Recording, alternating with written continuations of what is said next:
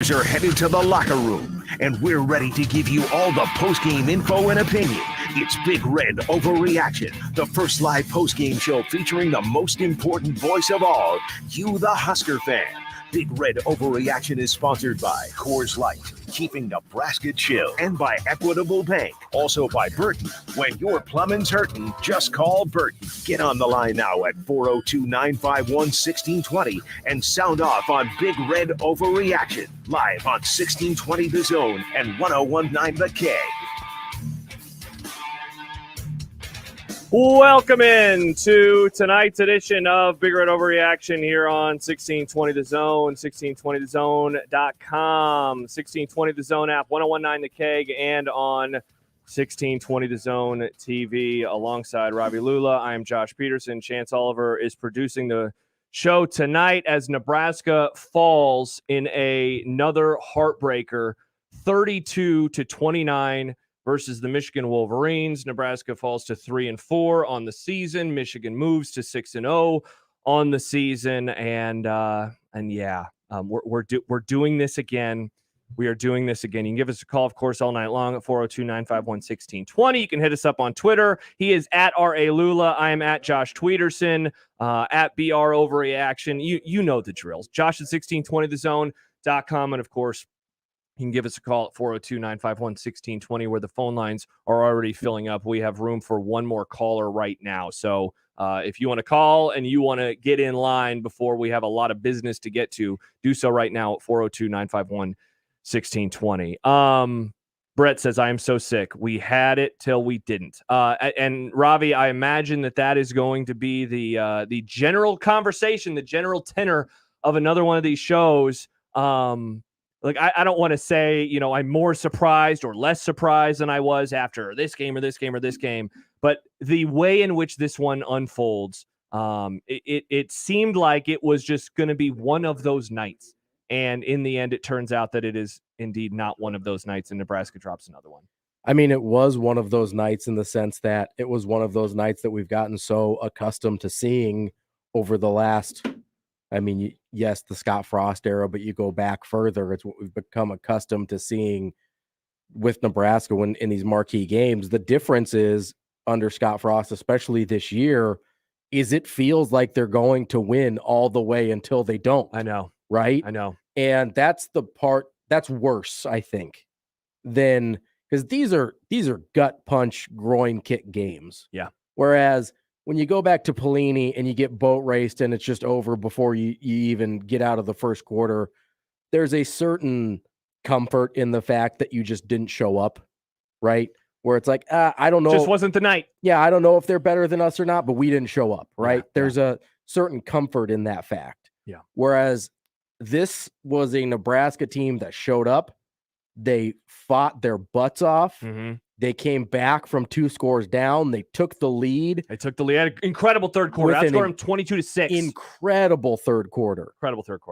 Fought back in the fourth quarter as well. And they still come up short. Yeah. And I don't know if I think the kick return for Michigan State was more painful than this because, listen, the Adrian Martinez fumble thing is not a fluke. That's a thing that he has had issues with his entire career, right? Yeah. It cropped up at the worst possible time, but that's not something that is completely unforeseen, right? That's something that we've had to deal with Adrian Martinez for the last 3.5 years. The punt return is worse because that's just completely out of the blue. The kicker kicks it to the wrong half of the field and the game's over, right? Yeah. This is different in the sense that this is a way that we've seen Nebraska lose games before. And honestly, it's kind of exactly, if Nebraska was going to lose this game, it's exactly what I expected. Yeah, an insane play late, and I guess fumbles aren't insane, but just like a mistake late. Yeah, that gives Michigan an incredibly short field, and it's like because it's going to happen in this way again. Michigan's offense didn't scare me. No. And watching it, they didn't scare me. Right? They moved. I mean, look, they did a good job. Yeah, they moved the ball okay, but when you watch that offense, you weren't like, oh, that's Ohio State. Oh, sure, or. That's they Alabama. Nickel and dime you to death. Yes, they got their yards where they needed to. They got their drives when they needed to. Nebraska got stops, though. Yeah. And it wasn't the fact that Michigan's offense was so scary. It's that Michigan's offense and Michigan's team in general probably wasn't going to make a mistake.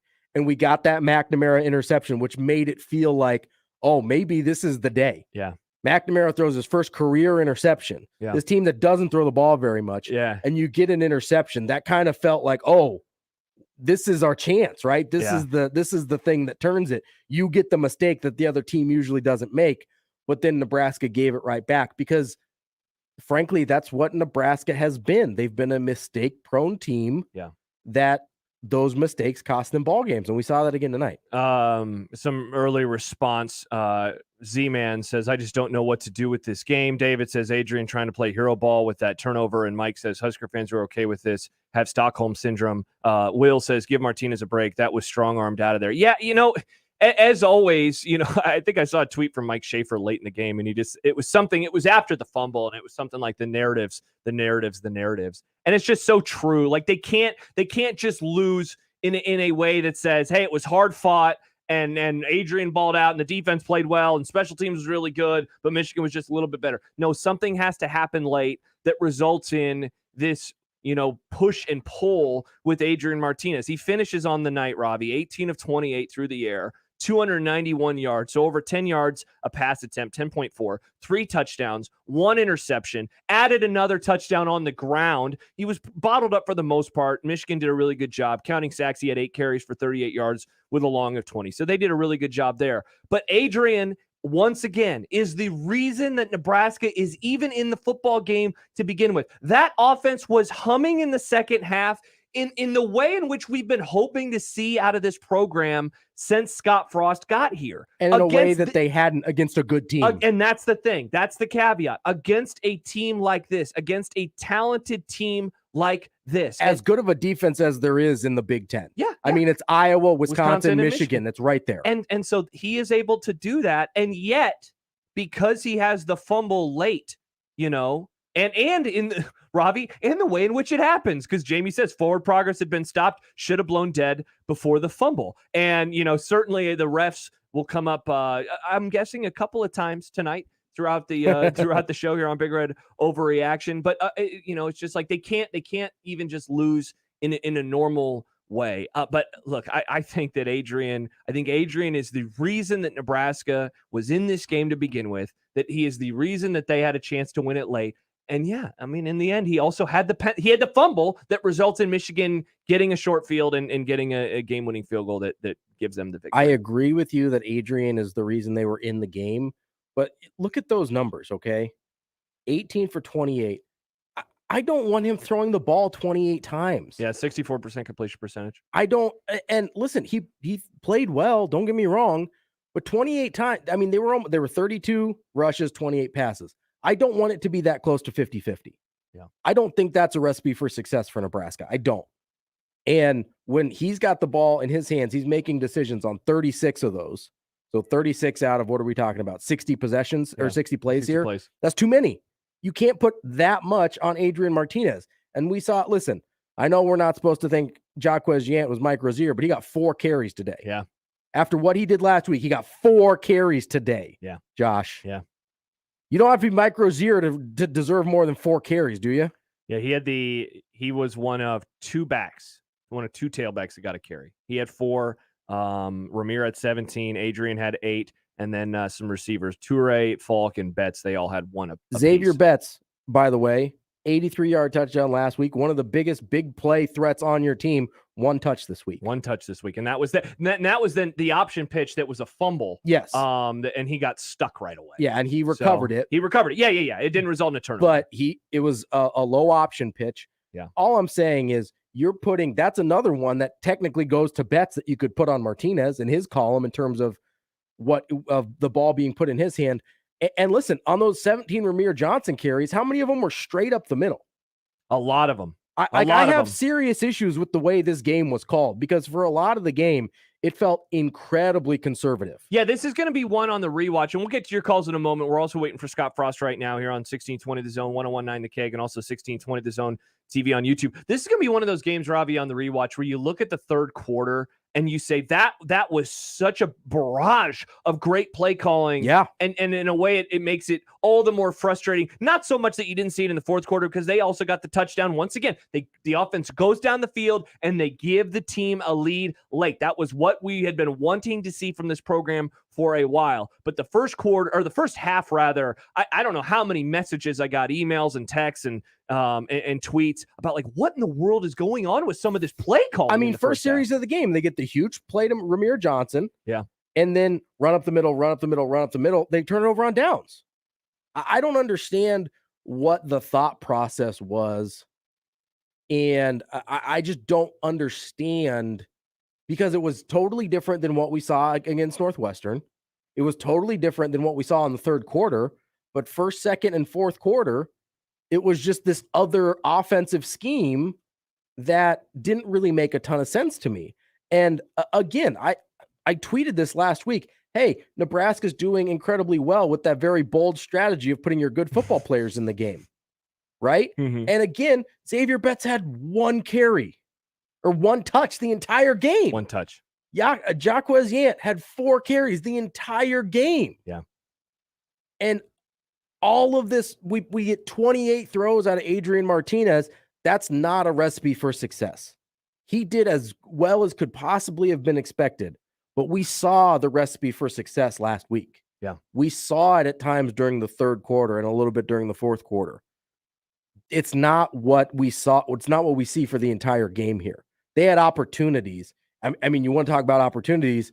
You think back to the first series of the game, you want that 3 points back, don't you? Man, see, and that will be another thing that we will discuss. And it's hard to go back in retrospect, but it's a 3-point game. And I like the play call. I said it at the time. Too, I like the aggressiveness, but in the end, they lose by 3 points. Incredibly frustrating. And it's one of those things where there's definite things that you can point to and say, hey, this doesn't make sense.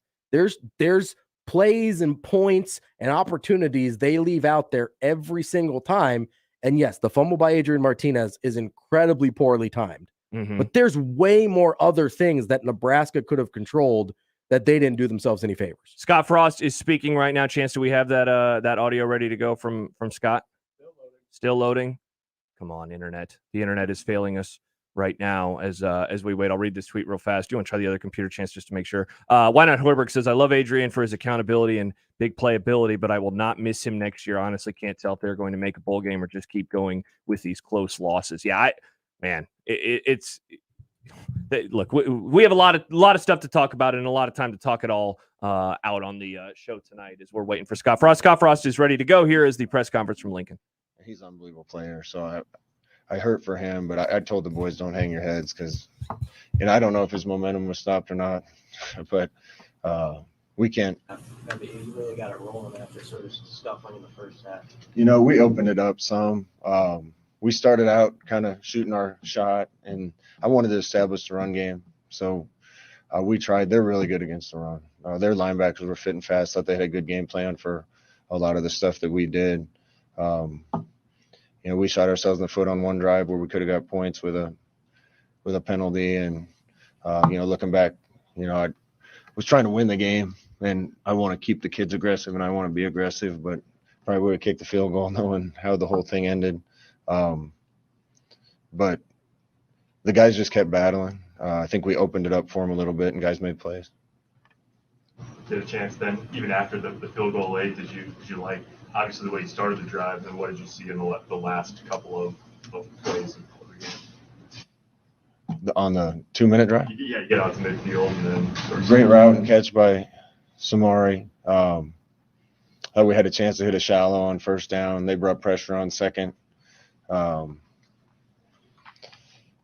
We were really close to hitting the screen on third.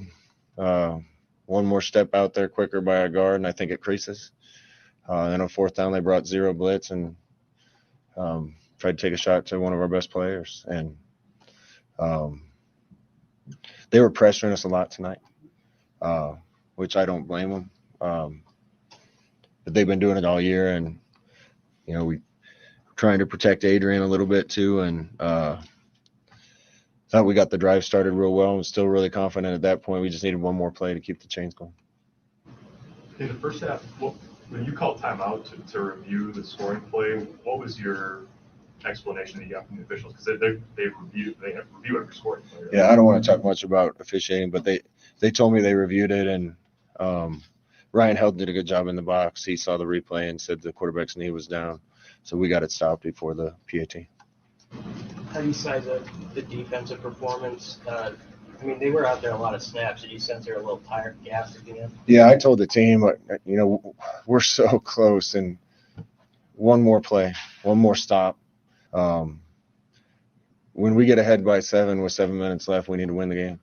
I think it hurt the defense a little bit. We scored so fast in the third quarter that the defense was out there a long time, and I don't know if they were a little worn out at the end of the game. In these type of physical games, you get beat down a little bit, and we wanted to be ahead through that type period so we could keep our offense on the field and their defense on the field. And we hit some big plays, and our defense was out there a long time. So proud of these guys. And, gosh, that was fun with the environment and the fans. And as bad as I want this to work for our coaching staff, I want it to work more for the players and for the state. And we got a really good team. I'm so proud of them. What did you think on the first drive of the night and the importance to get a touchdown? Yeah, I didn't think we were going to win the game with field goals. We've been really good in the red zone on the 1 and 2 yard line with some of the stuff we've designed. They did a good job taking that away. They had a guy wide. I thought about calling timeout, thought we could still get him cracked, and the guy on him came off, and still thought we might have been able to bust it up in there and get it. But, I trust our guys. This is the most I've ever trusted this team and a team I've coached here, and I want to give them a chance to make plays. What do you think of the way that Bryce handled, obviously, eventually he got thrown right back in there after Teddy got hurt. And then also, I know it's early, but do you know anything about where Teddy's at? No, don't know anything yet. Bryce has played a lot of football, so that's a really good guy to be able to put into a game, somebody that's played that much. What did you feel got going so well offensively in the third quarter after a lot of struggles in the second quarter? We go into the game with a game plan. To be honest, we made a few adjustments. I think that helped. We needed to be running a little bit of our answers to our option plays because the base stuff, they weren't giving us the pull and ability for Adrian to get on the perimeter. So we had to kind of manufacture that. Popped a few things in the run game. Thought there was some great job by Coach Lubick scheming a couple things up that gave us big plays. And, it was the same on both sides. They didn't just run it down our throat. We didn't run it down their throat. You got to hit some big plays. And really it comes down to they probably hit one more big one than we did. Scott, is it tough to explain? I mean, so many of these games are being decided by that much, and it seems like they're so close. How do you keep guys' spirits up when you're that close, but the record isn't what you want it? Because this team loves each other. They love coaches love them. This is a tightly knit team, and gosh, I'm proud of them. We've come so far. I thought tonight was the night. In games past when we've gotten ahead, I got the sense that everybody was thinking what's going to go wrong, and I didn't feel that at all tonight. It was, defense did a great job, and then offense answers, and we're down 4 or whatever it was, and man, that was a great drive the offense put together to get it down the field and punch it in with 7 minutes, and you're right there, and you just need to play. We'll get there.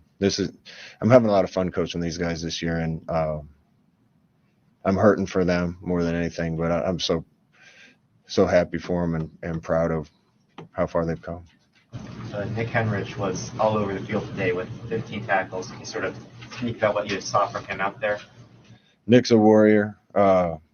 You win in this league with tough guys and veteran guys and guys with experience. Our defense is kind of there. Nick and Luke we're still young, but guys have played a lot of football and they're playing well. And we knew when we recruited Nick he was going to be a special player, and he fought through some injuries. But he's a great guy and a great football player, and he's going to make a lot of tackles around here. Two more. Scott, you had quite a few short yardage, do you ever consider putting the bigger backs in those situations, or is Ramir your best option in those? Ramir was playing the best.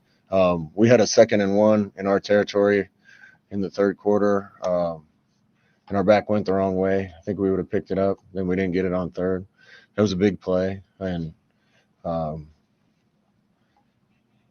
was playing well. So he's running hard and hitting the hole, and we wanted our best guy on the field. Pass interference at the end of the first half. I'm not going to talk about that. Did JoJo tell you anything yet? Not going to talk about it. Scott, what'd you see from Cam Taylor-Britt? Double-digit tackles, some pass breakups. Yeah, I thought Cam let the game come to him a lot better today rather than trying to force it. Made some unbelievable plays on some deep balls. Q's playing really well too. I don't see our corners giving up a lot of things, and gosh, I love coaching those guys. They play hard. We're a good football team. It's hard to imagine the things that have happened to us, all happening to us, and sometimes you can't even anticipate them. But yeah, I'm proud of these guys. We're gonna keep fighting and do our best to prepare for Minnesota. All right, that was Scott Frost live from Lincoln after the game. Nebraska falls 32-29 to Michigan. They move to 3-4 on the year. Michigan moves to 6-0. Nebraska falls to 1-3 inside of the conference. And with Iowa's win today and the loss today, Nebraska's hopes for a division championship are pretty much nil at this point in time. All right, we have had some callers waiting on hold since before the game even ended. We'll take a couple of those. We'll head to break. We will reset everything and really start diving into a bunch of your calls, emails, tweets, and more as we get rolling on throughout this night into Sunday morning. First up is Bob on Big Red Overreaction. Bob, good evening. Good evening, boys. Another loss. Another loss. Hey, and I'm going to point out a little stat. I don't know if the listeners know this, but you can trace it back to 1936. Coach Frost has the worst win percentage in the history of Nebraska football. I don't know if it's worse than Bill Jennings yet. It's there. Take a look at it when you get a chance. It is, okay. Yeah, and he does things that don't make sense, like not getting the points in the first quarter. I mean, on that first drive. It's a beautiful drive. You got to come away with points to show Michigan you mean business. You know, you're playing a stout defense. That's not Northwestern you're playing there. Take the points. And then the turnover machine, I said, would come out, and that's Adrian, and it did, like it always does. And once again, you lost, and there's a game there you're never supposed to lose, but you did. And I really don't think this guy will make a bowl game this year, and I don't think he can beat anybody ranked. So there's tons of losses coming. Thanks, guys. Thanks for the call, Bob, at 402-951-1620. Yeah, I mean, we talked about it a little bit. John and I did, Ravi, on the program this week. You know, the bowl game conversation now is going to come down to just math. And I know that is very simplistic. And Josh, you could have said that after, week 0, after week 1. And yes, I know that is true. But now that they're 3-4, it is going to require, once again, wins versus teams that you have not beaten, very much, if at all, in your time, whether it's Scott Frost or coaches before him. Look at the schedule moving forward. Minnesota, Purdue, Wisconsin. Those are the wins. Minnesota, you have to get those. They're 1-2 versus Minnesota under this coaching staff. They are 0-2 versus Wisconsin under this coaching staff. They are 1-2 versus Purdue under this coaching staff. And then, of course, they are 0-3 versus Ohio State and 0-3 versus Iowa. So the math is you are reversing trends. And it almost happened tonight. And by the way, Texas A&M is driving, and there's under a minute to go. So if we freak out and we're very excited, it's not because of what happened in Lincoln tonight. It is because it's what is happening. Because we've posted all of our hopes on Alabama. Come on, Texas A&M. But in all sincerity, the math of this now, it got a lot harder today. And the thing is, it got a lot harder when you lost to Illinois. It got a lot harder. Yeah, and it's been hard all year long. But that's what she said. A win today. Laughter is good, friends. A win today. First of all of we're playing well, we're close, all of that conversation, it's like, finally, it actually resulted in a win, and you could really build off of that. And now they're going to have to rebound again. And look, I think the mental fortitude of this program is pretty strong right now, so I'm not worried that they're not going to be able to bounce back versus Minnesota. But Minnesota has had Nebraska's number, and they are, oh my gosh, that's going to be a flag on Bama. Hell yeah. But it's stronger than I thought it was. Their mental fortitude, much stronger, for sure. much stronger. Because I thought they were done after Michigan State. Yeah. After the way they lost Michigan State, I thought that was finito. Yeah. We're done here. Yeah. And it obviously wasn't, Yeah. right? Yeah. So the mental fortitude, you're right, 100%. But there's something that Scott Frost said at the end of that press conference we were listening to that he says almost every time he speaks, and it drives me crazy. Close? No, he says, these things keep happening to us. Yeah, like it's preordained. Well, not even that it's preordained. Like you don't have any control over the outcome. Yeah. Like the things that are happening around you are some cosmic thing outside of your control that the universe has deemed that Nebraska can no longer be good at football. You know what? You clean crap up, you get good at football pretty fast again, right? Yeah. Maybe you don't call a fade route on 4th and 10 with the game on the line and you get pretty good at football again, right? Mm-hmm. There's things in your control when listen, and I know people are going to blow us up about the refs. George, Brady, Luke, Drew, they're probably all talking about the refs. My Twitter is talking all about the refs.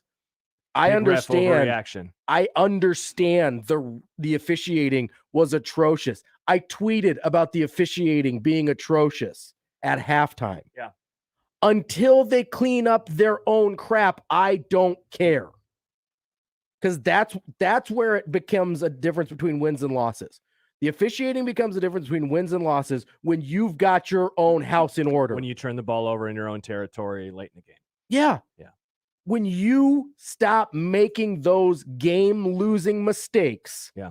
And then JoJo Doman gets called for a weird pass interference on a ball 20 yards over a guy's head. Yeah. And then we have weird there was the weed thing, the joint thing. Yeah, there's the joint possession, which unless it's Delta 8, you cannot have in Nebraska.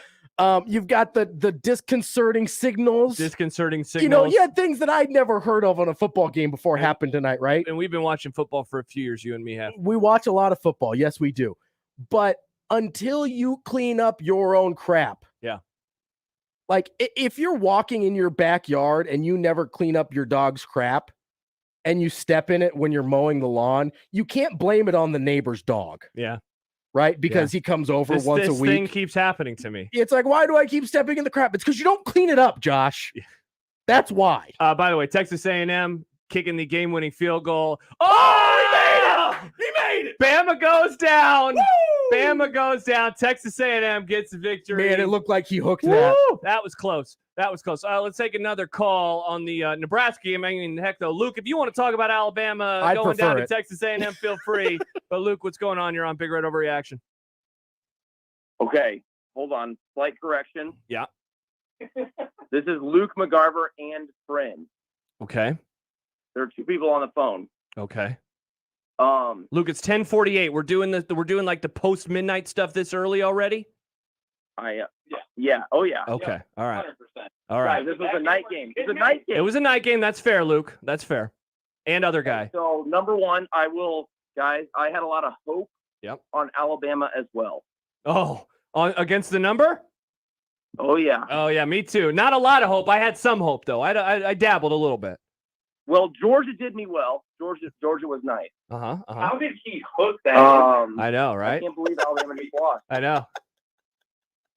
Okay, so yeah, we just want to have a quick. I think these guys had some joint possession over some key points. Ravi, great rant. Thank you. I disagree and agree, and so does friend. Yeah. Okay, start from the beginning. We should have taken the points, right? Coaching moment. There's a lot of good learning for this young coaching staff that is hopefully learning. And he said in the press conference, looking back, should have taken the 3 points. Okay. From there, point number 2, question. Ravi, you spoke on it. The officiating, question mark, for the rest of the first half. My question is, do you guys think it's incompetence or do you think it's something else? When it comes to officiating? And thanks for the call, Luke and friends. I think what it is, and this is, I will admit something that I know a lot of our listeners know. I don't really like talking about the refs normally, mainly because, like, if we don't expect the players to be perfect and we don't expect the coaches to be perfect, why do we expect the refs to be perfect? And yet I do understand we are having a post-game call-in show right now to discuss why Nebraska fails or why they lose and why they win. So I know that we do this, and Sure. it's, so maybe there's some inconsistency there. But look, I think a lot of it is just it's straight up human nature. I just don't think it's this like grand conspiracy. I don't think that anyone is out to get Nebraska. I was gonna say the exact same thing. I don't think there's a grand conspiracy at play. But there. I think what happens is you have failure at times, just like you do. I mean, look, how would you describe Adrian fumbling the ball? Some would say he was trying to do too much. Some would say the defender made a really good play. Others would say he's a boneheaded guy. Whatever reason. Some would say the ref should have called him dead. Some would say the ref should have called him dead. So I think we just named 4 different things of what people, on one play. On one play. And so if we can do that for a player, I think that we can do it for a coach. I don't think, though, Adrian did not fumble because something nefarious was happening. Because he wanted to lose. Correct. Yes.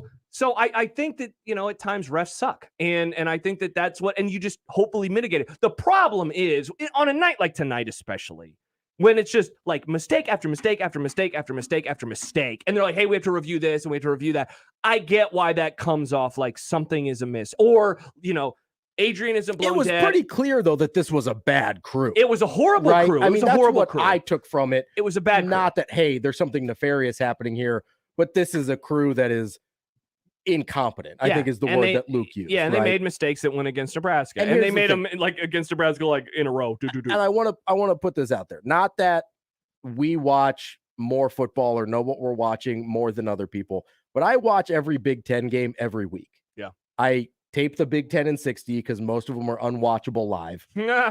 And then I watch it the rest of the week, right? So I watch every game the Big Ten plays at least once every single week. Officiating is really, really bad. It is. It's bad. This is not a Nebraska unique thing. And I just want that to be out in the ethos that it has been said that this is not a unique to Nebraska situation. The officiating across college football, but especially in the Big Ten, is particularly bad. Yeah. And so that's why I can very comfortably say I don't think there is a grand conspiracy against Nebraska with the officiating. I think Nebraska makes it harder on themselves because they make their own mistakes. So the margin for error is very, very small. And so the officiating calls loom that much larger in the game. But I think also a lot of people that watch Nebraska football only are Nebraska fans, which is totally okay. I don't have an issue with that at all. But if you watch a lot of other Big Ten games or a lot of other college football in general, especially not high-end college football, if you're watching, the top, Iowa Penn State game, you're going to get better officials in that game than you get in a lower level Nebraska game, which is where Nebraska's been getting. They're getting the second and third tier officials because they're a second and third tier team at this point for the last few years, right? Mm-hmm. There's a hierarchy to the officials, just like there are to the television slots. The best officials go to the best games. Nebraska's not very often playing in the best games. And so I can say pretty comfortably that officials are just bad and rather incompetent in general, and that nobody's out to get Nebraska. Nebraska just doesn't have a lot of room for error. It looks like the comment section on the YouTube page is having one. It seems fun. It looks like there might be a fight happening between a guy named Matthew and David. David says Nebraska has this game, bro. Quit making excuses. That's why y'all never win. Nothing. Sad. All right. So continue to argue, I guess, on 1620 The Zone TV. We are airing on YouTube tonight. Just search 1620 The Zone TV. Subscribe, please, and find us there. You can see us in all of our glory, probably with pit stains off the air. And of course, you can listen to us on 1620 The Zone and 1019 The Keg. I know a lot of you are heading out from Lincoln right now. This edition of Big Red Overreaction brought to you by Equitable Bank. We take banking personally. Also brought to you by Coors Light, keeping Nebraska chill. And we are brought to you by Burton. When your plumbing's hurting, just call Burton. All right, Brody, George, Marty, Mark, stay right there. Also wanted to talk about Scott Frost's press conference when we return. I thought that tone was pretty interesting. Got a note from a listener about it in particular that I thought would lead to some good conversation as well. Have the phone number handy at 402-951-1620. We just had a couple of callers drop off and they filled up rather quickly, but always an opportunity for you to get in line at 402-951-1620. Big Red Overreaction rolls on next year on 1620 The Zone and 1019 The Keg.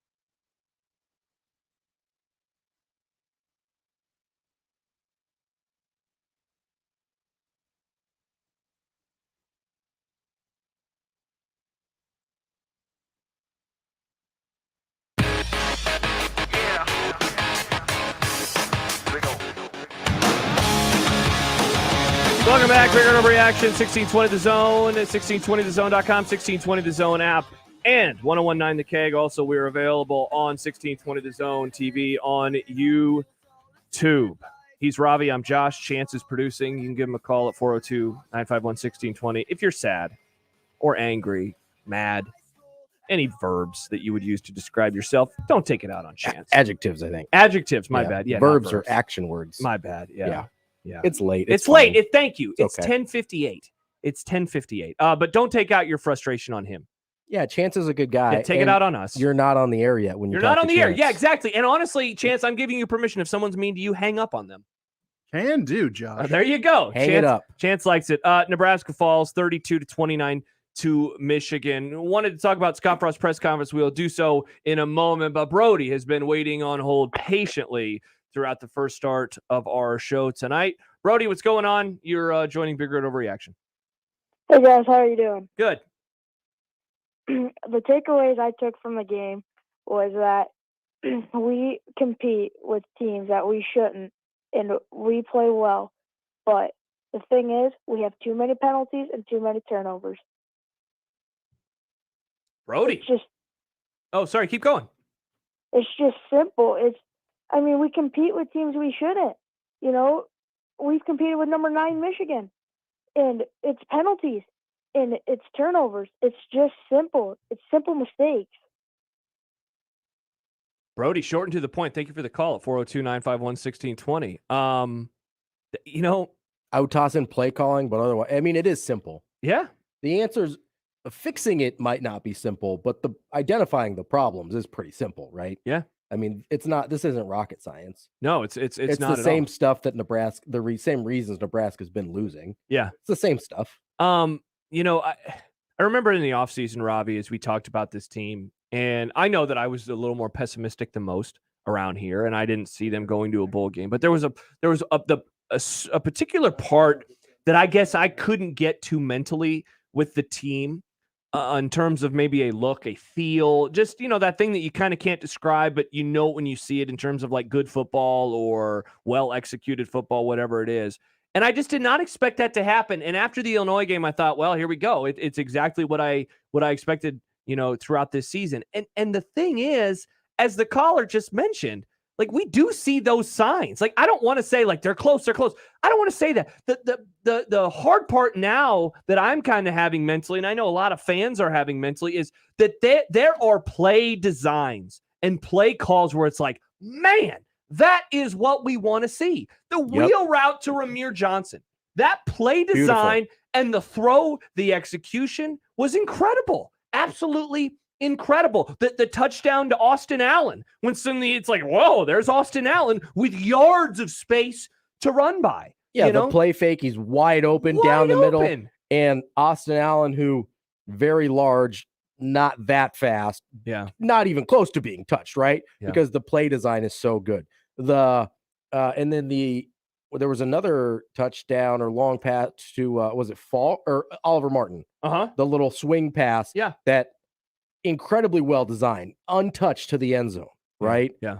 And so you're right. There's some of these things that we see, and it's frustrating because when we see those types of play designs and play calls, you're like, okay, that's there. We've got that. Yeah. And I get that it's not going to work every time. And I get you can't call the same thing every time. And you have to set it up with other plays that maybe are less successful. I can't get my mind around a fade route to Toure on 4th and 10 with the game on the line. That seems like a bad play call. Maybe bust out your best one there, not some crappy fade route that everybody's been running for the last 20 years. Maybe go a different direction there. But you're right.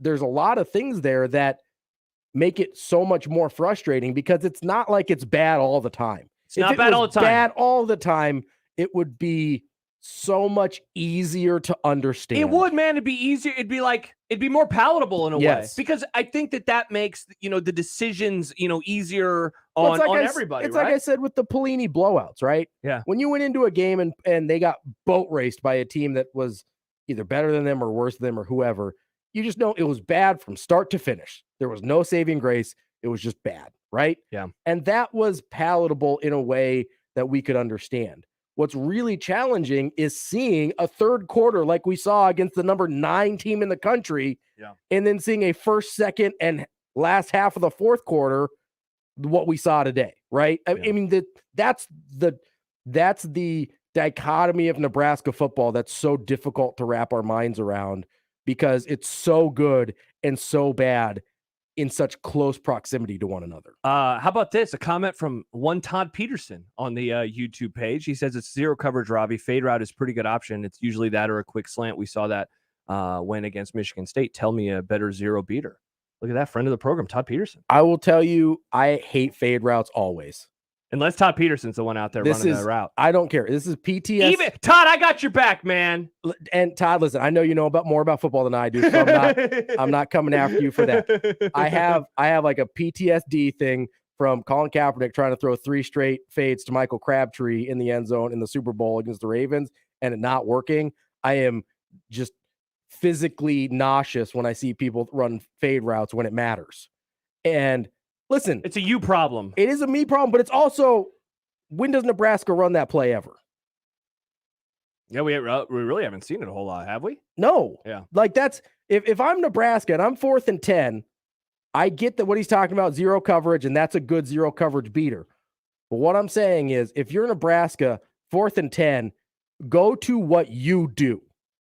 Whatever it is, whatever you are the most comfortable with, go to that. And if it's from the outside looking in, a fade route for a quarterback that is often inaccurate to a receiver that is good, but I don't think we've run a fade to him all year in Toure, that's probably not my go-to in the most important play of the game. David, is that fair? I think I'm gonna just say, Todd, I agree with Todd. No, I get what you mean. I'm not a fan of the fade route either. I get what Todd's saying in terms of coverages. Yeah. But in that specific context. Yeah.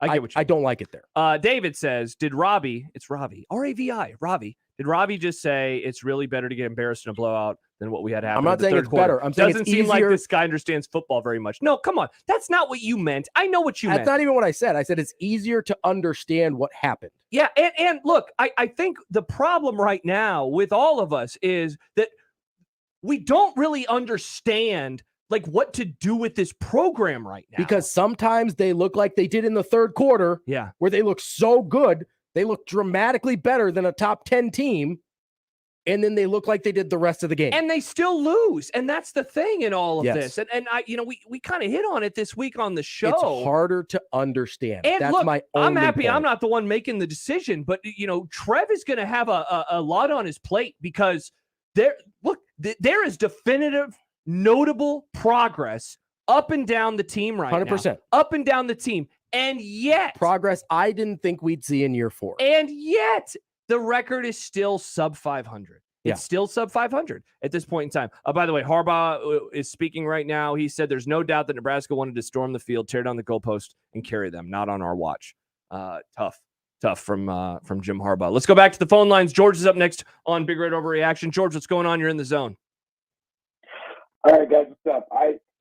I thought this game overall, the offense and defense played pretty well. Defense, there's a couple possessions you wish you could have made more stops and things, but I think our offense and defense played pretty well. And I think with the refs, the big thing with me is that you have to be able to overcome the refs. There are some games where you're going to have bad calls that are going to happen, like tonight, and you got to be able to make the game not go in the hands of the refs. And I think my biggest takeaway, the biggest play call that I had a problem with was on 3rd and 1. And that run with Adrian Martinez where he fumbled with 1 minute and 30 seconds left. I just don't understand how your quarterback is fumble prone and how you can run with him. I know that's been a successful play on the goal line and short yardage plays, but with the game on the line, you got to think with the guy like Jacques Quezziant, who only had 4 carries tonight, like you guys said. You got to think that he would be in contention for that when he falls forward on plays. And, the fade route in 4th and 10, like you guys were saying, doesn't make sense. I feel like that was more of a reach for pass interference, but thanks, guys. Thanks for the time. Hey, thanks for the call, George. Yeah, that decision with Adrian is going to be like one that is talked about a whole lot. Just given the nature of him and the play design, I guess. The interesting thing, Aiden sent me a video of the play, And there is, I'll show it to you, Ravi. And now, awkwardly, you're going to be on camera two separate times. But watch this. There is a block by Vokalek. And if he follows him, he's getting a ton of yardage. And I hate to do the whole, like, if he, because if he bounces the outside there. Yeah, but I mean, there's certainly a lot of room. Listen, I totally understand him trying to get upfield, get the first down, and he got the first down, right? But if that's the conscious decision you're making, once you're past the line, dive to the ground. See, and man, that has been one of my, pet peeves isn't the right word, but I kind of hate sometimes discussing the fumbles in those scenarios like that, because there are some who say he's trying to do too much. I don't think he was trying to do too much. You are often taught, I think he got held up. He got held up is what I think happened. And look, he was still moving, because I know that a lot of people, hey, they should have blown the whistle. There was an angle from behind.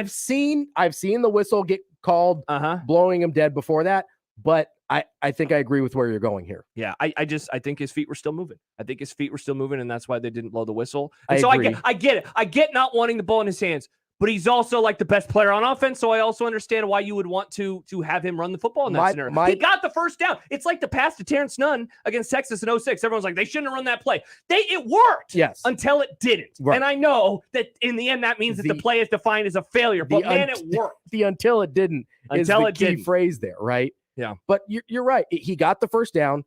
You're right, though. If he goes outside where Vokalek has the block, he's probably got 20 yards. Yeah. Right? Yeah. If you go up the middle like that, you get the first down, you hit the ground. That's the decision you have to make once you decide we're getting the first down and nothing else.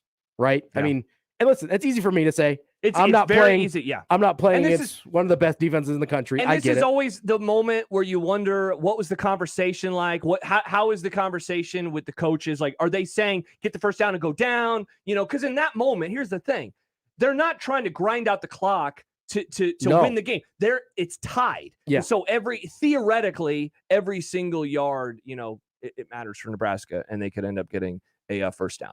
402-951-1620. Mark is up next on Big Red Overreaction. Mark, what's going on? Hey, guys. How you doing this evening? Yeah, we're all right. I'm hearing a lot of talk about things that can't be explained and calls you've never seen before, and speculating about conversations that might or might not have been had. Well, this is a curse. When we got rid of Salt of the Earth Herbie and replaced him with Millard West Herbie in a polo shirt, it all went south. Maybe Tom Osborne's got some dark history with a fortune teller or a illegitimate son running around that he ain't owned up to yet. That was the caller. That wasn't any of our hosts. Unexplained stuff here. That's all I've got to say. I think the truth needs to come out. I'm just glad they didn't make this call drop so I could get it out there. All right. Thank you. Thank you, Mark. We always appreciate conspiracy theories. Mark with it's a curse. Deal with the devil. Deal with the devil. Hey, man. I mean, people have had that theory before. They certainly have. One more call before we head to break. And I do want to discuss the press conference, so we can do so in our next segment. Marty is up next, though, on Big Red Overreaction. We do have a line open for you right now at 402-951-1620. Marty, good evening. Hey, how are you guys? Well, we're okay. How are you? Bama lost, so I'm doing okay. More importantly, how are you, man?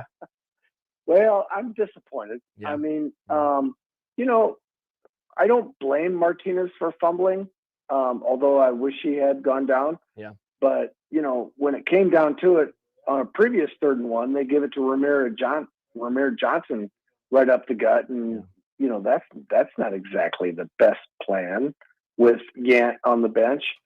So I think what the biggest fault in Frost's play calling is that he finds something that works and then he goes to it over and over again, and he doesn't understand that defenses adjust. What do you think? Man, I mean, Marty, I would say didn't they respond to the defense well and they adjusted in the second half? I thought they did. I thought they did too. But, that first screen pass, gold, and then they ran it again, and a man, Martinez can't recognize the man, and it gets blown up. And then he runs it again, and it gets blown up. Yeah, I guess, Marty, and you're not wrong, but I guess I'm not going to be critical for running only 2 screens when one of them works and one of them doesn't, maybe try to go back to that well. I understand your point, but it's not like they ran like 10 screens and only 2 of them worked, if you know what I'm saying. Oh no, you're absolutely right. And I think Frost does a decent job, but he has a tendency to go to the well and then get beat up. Maybe I'm wrong. Tell me what you think. All right, thanks for the call, Marty. Comment on the YouTube page right now from Baki. Maybe Bake, I don't know. Not at all responding. Frost finds something that works and then never does it again. Yeah, in a way, I'll kind of disagree with that assessment, because there are times where I'm pretty frustrated that like they don't go back to the well again and keep running the play. Yeah, I do have issues with Frost play calling in general. I think it can be both of those things at the same time. I think sometimes he thinks something's going to work. I'm looking at you, swing passes, which they've gotten rid of for the most part. They did a couple tonight, but they were in good spots and they worked. Yeah. Right? Yeah. But for a long time, especially earlier in the year, they're going swing pass, swing pass, swing pass. Adrian couldn't hit them. They were not getting blocked properly, and they kept calling them, right? Mm-hmm. Or today, those runs up the middle with Ramir Johnson. You have a literal battering ram. You've got Bowser from Mario Kart on your sideline here.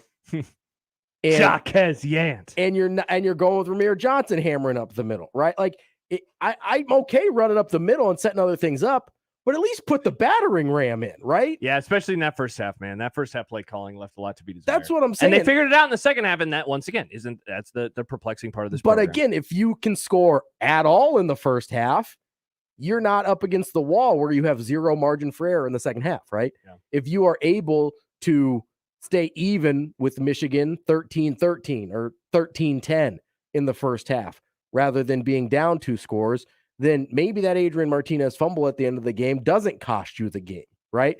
Those are the things I'm talking about here where, yes, it's really easy to pinpoint that fumble is what caused it. That fumble is what cost them the game. But if you rewind it a little bit, there's tons of lost opportunities along the way. And that's the same thing I'm talking about with the officiating, right?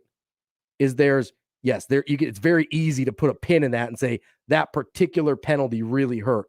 Yes, it did.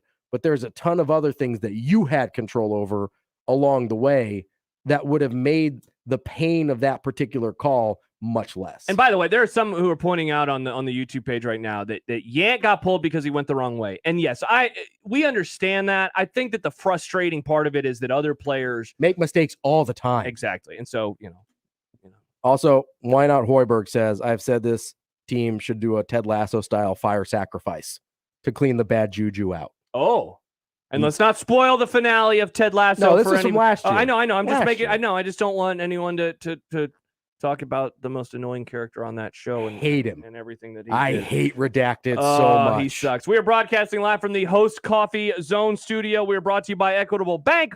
We take banking personally. We are also brought to you by Coors Light, keeping Nebraska chill. And this edition of Bigger Overreaction is brought to you by Burton. When your plum is hurting, just call Burton. We will take a look at the keys to the game. Man, Nebraska executed a few of the keys that I wrote down for yesterday's edition of Unsportsmanlike Iconic. So we can, in the comments, are naming him right now on the YouTube page. Come on, guys, no spoilers for Ted Lasso, just in case all of our friends haven't had a chance to watch If that. you're a real fan, you watched it 24 hours ago. Heck, you watched it on Thursday when it I goes up watched at 11 p.m. I say we watched it, I think, at the exact same time. Yeah, literally on Thursday night. All right, Ben, Matt, Mike, Zach, stay right there. Also, I want to talk about Scott Frost's press conference. We will do all of that and more when we return. He's Ravi, he's Chance, I'm Josh. It is Bigger at Overreaction on 1620 The Zone and 1019 The Keg.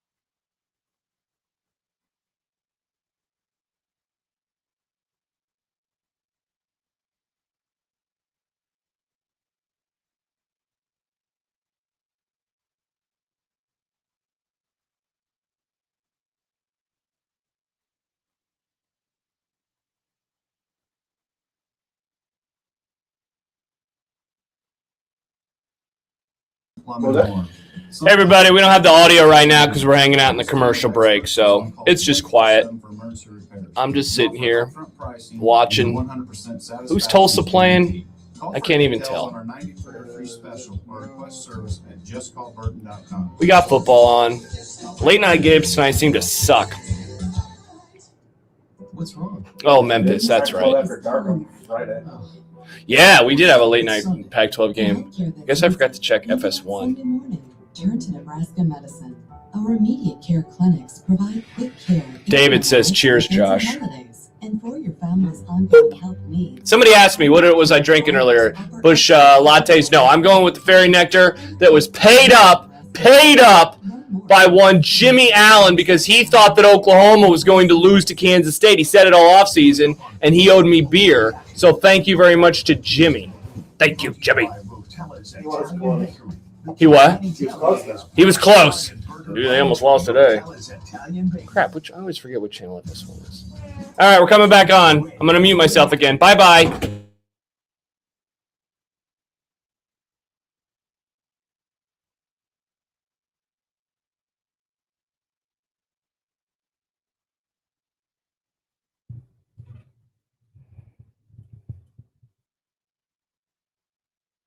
There it is. 70. Oh,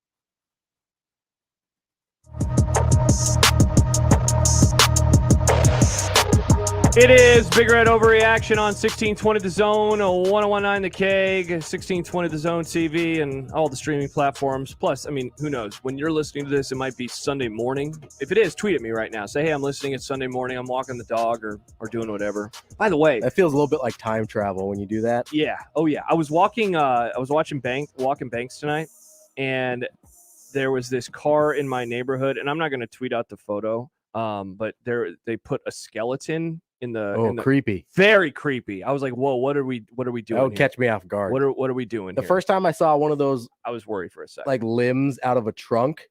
Oh yeah, like 10 years ago when I had never seen one before. It gave me. Is this when you were up in Wisconsin? You probably thought it actually was a body. Well, yeah. I mean, there's tons of serial killers in Wisconsin. They're noted for it. They are. Yeah.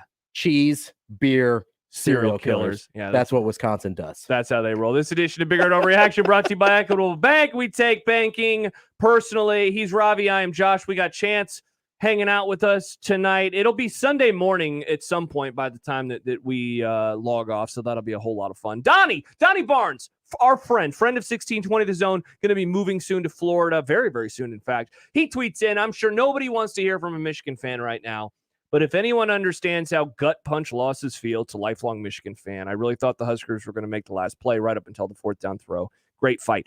Yeah, Ravi, the thing that sucks about games like tonight is that we kind of then don't acknowledge how awesome of a game it was. That was such a fun game in the second half. Like the first half was really ugly, and it was kind of what we expected it to be, like a rock fight at times, a couple big plays. Nebraska had that awesome first drive. They go down.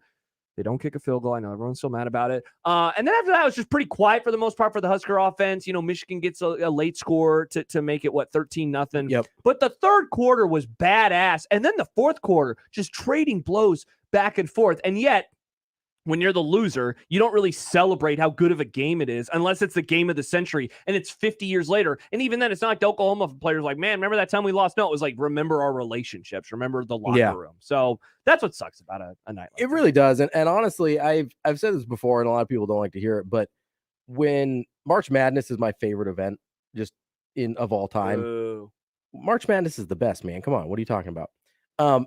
But I actually prefer no football watching it when Creighton is not involved, because then I don't, because you're not stressed. Yes, there's no emotional investment there, right? And I can just it's like enjoy the NFL playoffs for me with the Cowboys. I'm a horrible, miserable wreck when they're good and in the playoffs. Yeah. Like they will be in January. Suck it. I can haters. just enjoy basketball and the upsets and the spectacle of it all, right? Yeah. I had so much fun watching Oklahoma, Texas, and Ole Miss Arkansas this morning because it didn't matter to me who won.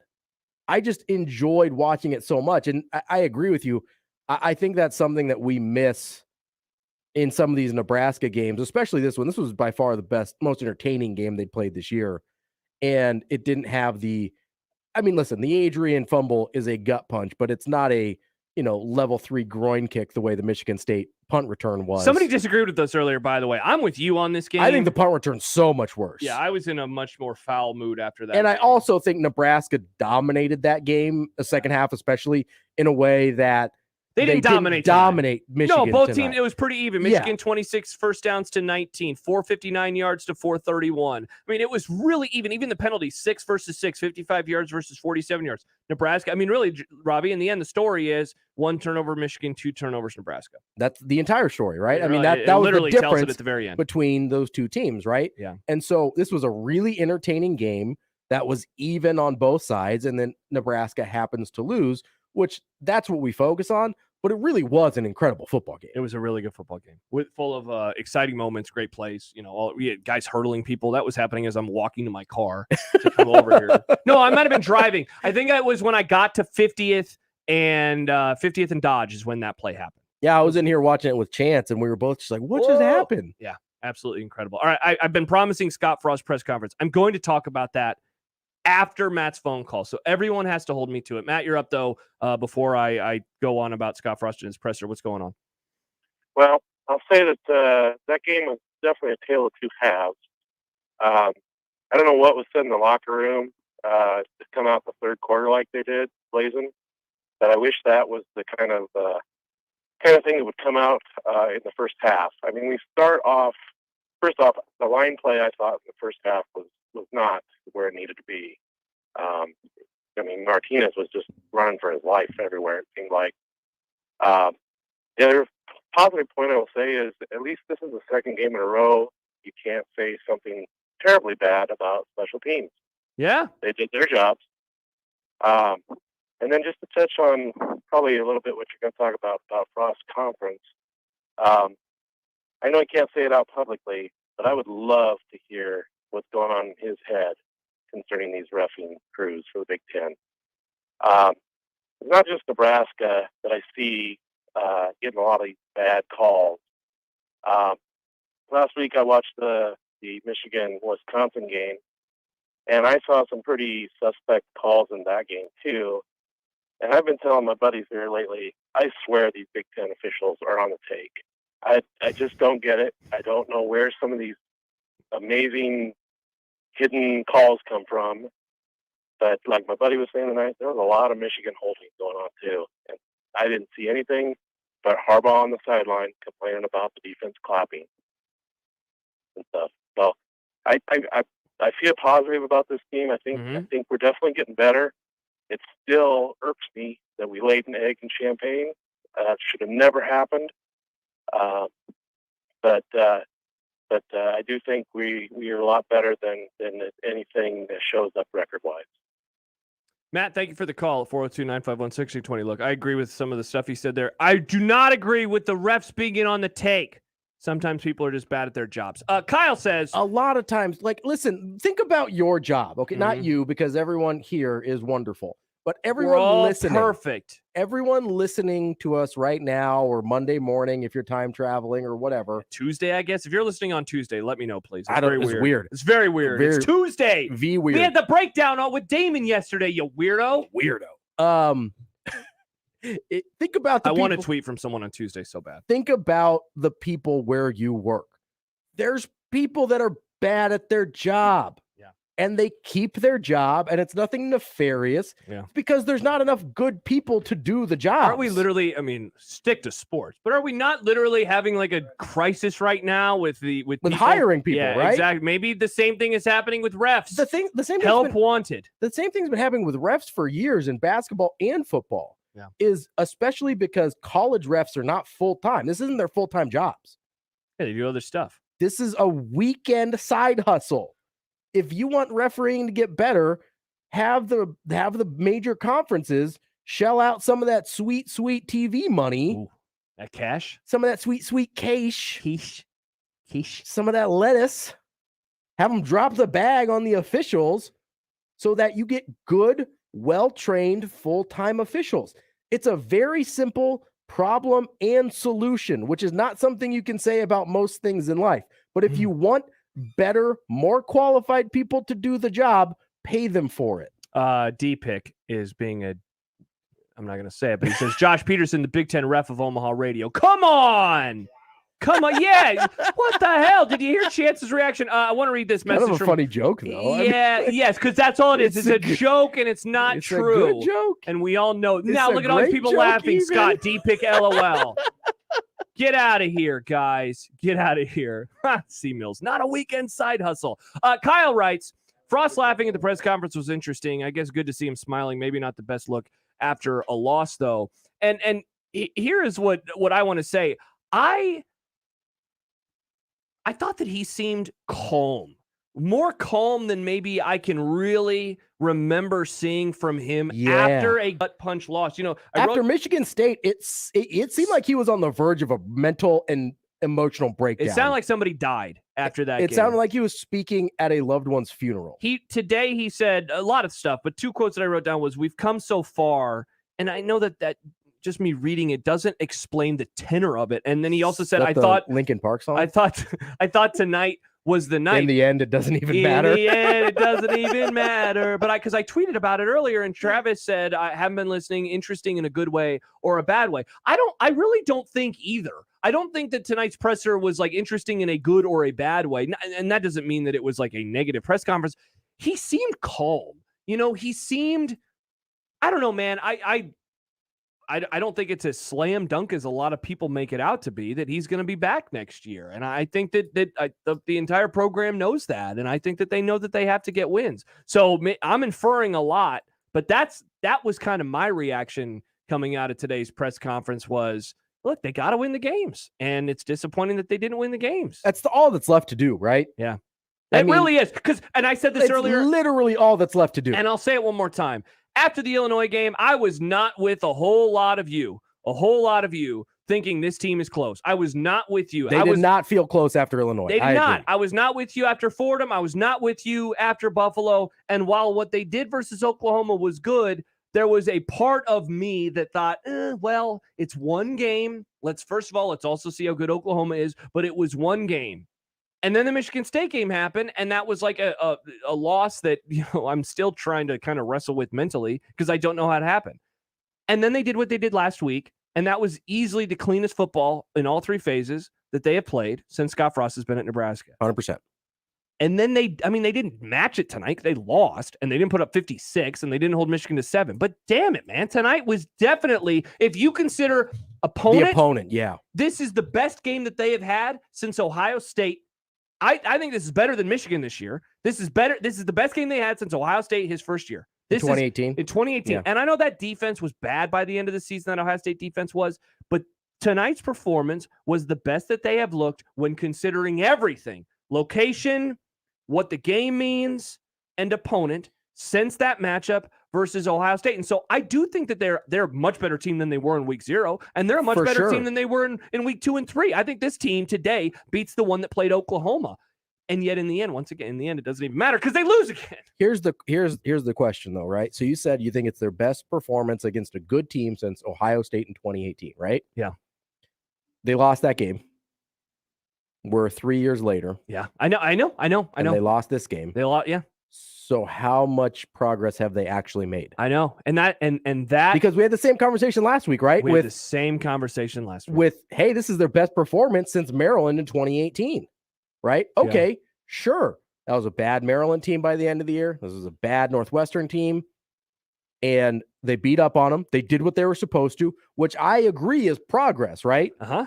But is it progress from years 2 and 3, or is it progress from when they actually took over? Because you can make the argument they're finally back to where they started. Mm-hmm. Yeah. Right? And that's concerning. Yeah. In the sense that it basically felt like, okay, year 1, they took a step forward. At the end of the year. Year 2 and 3, they retreated. Yeah, they went further back. And then finally, they're back to where they started at the end of year 1, which I don't know what that means. I don't know if they're on the right track. I don't know if we should expect a regression like we saw in years 2 and 3. I don't know what that means. What I do know is at some point they have to break through or none of it matters. You can talk about progress. You can talk about refs. You can talk about play calling. You can talk about whatever you want. At the end of the day, until there is a win to show, hey, we can break through here. We're no longer 0-10 against ranked teams. 0-11 now? 0-10? Is 10 or 11? I think it's 11. So 0 for 11 over, yeah. against ranked teams under Scott Frost. We've got one in the win column now. We have proof of concept that what we do can beat good teams in the Big Ten. That's all that's left. But until that happens, there's really nothing left to say in terms of progress, right? Mm-hmm. Because that's the next step in the progress. I mean, that's literally the final That's boss. the only step left. It's winning the games. Until you can either decide, yes, this is going in the right direction or it's not. Yeah. And we're in the same spot we were 3.5 years ago. David, are you listening right now? Now you spelled your name Ravi. Does Ravi really not see the difference between what's going on now and what's happened in the last couple of years? You just said that. They're playing much better this year. Ravi. It's fine. Ravi? I don't know who Ravi is, so I don't take that personally. Hank says, walking around downtown San Antonio wearing a Nebraska polo and listening to your show. Michigan fan stops me and tells me he was really sweating the game. Man. Does that make you feel better or worse? Yeah, that's a good question. Let's go back to the phone lines. Real quick, though, I want to read this other tweet from one Michael Sevier. Heard of him before. I have to say it loud and proud. Bigger Overreaction sounds really good on 1019 The Keg. So clear on the FM stick thingy. Very, very cool. Very cool to have sports talk on the FM band. Very cool. Dare to dream. Yeah. I'm going to dare to dream, folks. Zach is up next. Hello, Zach. Hey, how you guys doing? Good, man. So first off, I just want to say there is I've seen progress. And another thing, when Teddy Prohaska went out, I predicted that on the next play, 54 would get blown up. He got blown up. That However, sucked. he played a lot better as the game went on. And I'm going to make a bold prediction that Nebraska does go bowling this year. They're going to beat Minnesota. They're going to beat Purdue. They're going to beat Wisconsin. And for you guys talking about 0 for 10, yeah. Well, he's going to get one more win. He's going to get a win finally, and it's going to be against Iowa and Lincoln. So I don't think Iowa's as good as people think they are, but they're ranked because of their schedule. Well, I mean, they beat Penn State today, Zach. Yeah, yes, they did. But Nebraska also beat Penn State last year, and yes, I know they were 0-5. It's different year to year, but yeah. Another thing is, you guys were talking about the referees. I don't know if I have seen a more inept conference with the referees besides maybe the Pac-12. But yes, good call. There are so many things that should not have happened that happened, and it's just baffling that you pay these people to do this. And maybe Ravi was right. Maybe we need to start shelling out more money so we can get better refs and not have any impact whatsoever on any games. But yeah, that's pretty much all I have to say. Thank you, guys. All right, thank you for the call, Zach, at 402-951-1620. Let's go back to the phones. Mike is up next on Bigger Overreaction. Mike, what's going on? Hi, guys. How are you? All right. Hey, you guys had a caller earlier. I think it was Brody. He sounded like a kid. That it was simple. And he's right, though. We're right there. We're right there with number 9 Michigan. We're right there with Michigan State. We're right there with Oklahoma. But yet we continue to lose. And I don't know what you want to. I am glad that I'm not Trevor Albers, because we've talked all radio show tonight, Overreaction show, that we've improved and we're improved, and everybody's getting better, but yet we still lose. And we still have play calling like the first half, and we still don't have Betts getting the ball one time. Just stuff that is just stupid, that's asinine, that there's no reason for it to happen, but yet we're improving as a team. It's the most dumbfounded thing I've ever. I don't get it. I don't even know what to think about, because the team is getting better, but yet we still lose. It's absolutely amazing, and I am with you guys. You guys are being nice about the refs that are terrible, but you think they're terrible for everybody. But man, I don't know. How many bad calls does Michigan's have this week? against Michigan in the game. I really don't think the Big 12 upper, whatever they are, the big guys, I don't think they like Nebraska. I really don't, because just like during the COVID season, we tried to get our own thing, and we were no good. It was bad. But then when Ohio State got it, well, then I don't know. I think there's a little conspiracy with against Nebraska in the Big Ten. All right, thanks for the call, Mike. Man, I disagree, and I'm sorry. I'm not going to go scorched earth on the refs. It's just they're bad. They're bad, but they're bad in the whole conference. Like you said at the start of the call, they're really bad in the Pac-12. Right? Really bad in the Pac-12. They're really bad in college basketball. It's a problem across college sports. And one of the touchdowns for Nebraska tonight, I saw that the Nebraska probably had an illegal formation on that play too. So. Also, the interception, I'm pretty sure Caleb Tanner was offsides. Oh, really? On Cade McNamara? Yeah. I'm pretty sure Nebraska was offsides. I think it was Caleb Tanner. And it didn't really affect the play, but I'm pretty sure he was offsides. Yeah, Jack says, discuss illegal signaling. Now, that's the thing, though. I don't know what the hell that was, and I don't know what the marijuana joint thing was either. I've never heard of tie goes to the runner. Like, I get that I've idea. Heard of joint possession on a reception-interception call before. Yeah. I haven't seen it on a fumble. And those plays suck because you see who gets it first, and then the scrum happens. Sure. And but that happens. It happens every time. Every time. And that's why that was weird, because normally, there's an answer because one person has it. I've never seen them like untangle the pile. And just be like, oh, we don't know. Yeah. Money Chris says, the hard thing to come to grips with is that he, talking about Adrian Martinez, is the reason we were in the game, and he is also the reason that we lost. Both can be true at the same time. He had the chance to take us down the field for a game-winning drive and completely changed the narrative. Yeah. But instead he coughs it up. And it is the same old Nebraska finding the way to lose. That is an email that I received. You can send your emails to josh@1620thezone.com. You can also hit us up on Twitter at BROverreaction. I'm just saying, if you want better officiating, make them full-time. Make it a full-time job. You will get better results. I promise. Chad, I don't know what this means. He says, come on, I know you hate Frost. I don't hate Frost. But he doesn't coach fumbling when you should have last possession. I don't know what that means. I was critical of Adrian, but he also is the reason. Like, man, it's the lack of nuance. I don't get it. My only issue with, listen, Adrian's going to fumble sometimes. That's just what we know about him, right? Yeah. It's really unfortunate it happened at the time it did. But my bigger issue is that they put so much of the offense on his plate. Mm-hmm. Why does Xavier Betts only have one touch the entire game? He's one of your most explosive playmakers offensively. Yeah. Am I wrong? No, you're absolutely not. He showed it last week again. He's showed it basically every time he's gotten real touches. Yeah. Right? Yeah. And he gets one touch on a weird, bad option pitch, and that's it for the whole game, right? You say Yant went the wrong direction on one play, so he gets benched. Okay, whatever. You still don't have an answer for Betts for me. We still, how many receptions did Omar Manning have? Omar had, I remember, 2. I was thinking 2. He had 2. I remember 2. He had 2 catches for 20 yards. One of them was actually negative. He had the 24-yard gain early, and then he had a negative 4-yard play late. Yeah. It was like a swing pass, right? Yeah. You got to get your playmakers the ball. To me, it's not just about Adrian, right? People say Adrian's trying to do too much. It's because they ask him to do too much. That's the reason he tries to do too much, because that is what's asked of him. Mm-hmm.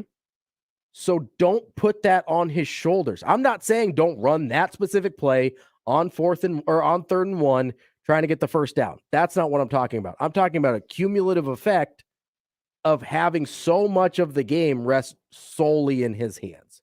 That's my issue when we're talking about Frost and Martinez. And that's the nuance that's getting lost here in, well, he fumbled. Oh, he shouldn't have fumbled, whatever. He's got people fumble sometimes. I get that. And he's been better this year. Much better, yeah. About fumbling. Yeah. But he's also the most fumble-prone person in college football the last 4 years. So you know it's going to happen sometimes. But what you can control, knowing that he's going to fumble sometimes, is not putting so much of the game plan on his shoulders. And I'll say one more thing before we head to break. The rub on that, though, is if they don't put it on his shoulders, how do they win? How do they win? Because the running game isn't always there, and he's the best player on the team, but he also. But we don't know if the stuff to Xavier Betts is there because they don't give him the ball. No, I don't know if the stuff to Jacquez Yant is there because he only got 4 carries. Yeah. We don't know if it's there because they don't get that opportunity. Yeah. This edition of Bigger Overreaction brought to you by Coors Light, keeping Nebraska chill. Also brought to you by Burton. When your plumbing's hurting, just call Burton. We come back, get to our keys, some of the keys that we had on the program yesterday. Sadly, Nebraska was able to take advantage of a few of them and still end up with a defeat. They fall 32-29 to Michigan. They move to 3-4 now on the season. Michigan goes to 6-0. Next week, Minnesota will be the opponent for Nebraska, an 11 a.m. kick. We'll get to the keys and more of your calls. Jake, Skeeter, nice. Sam and Nate, stay right there. It's Bigger Overreaction on 1620 The Zone and 101.9 The Keg.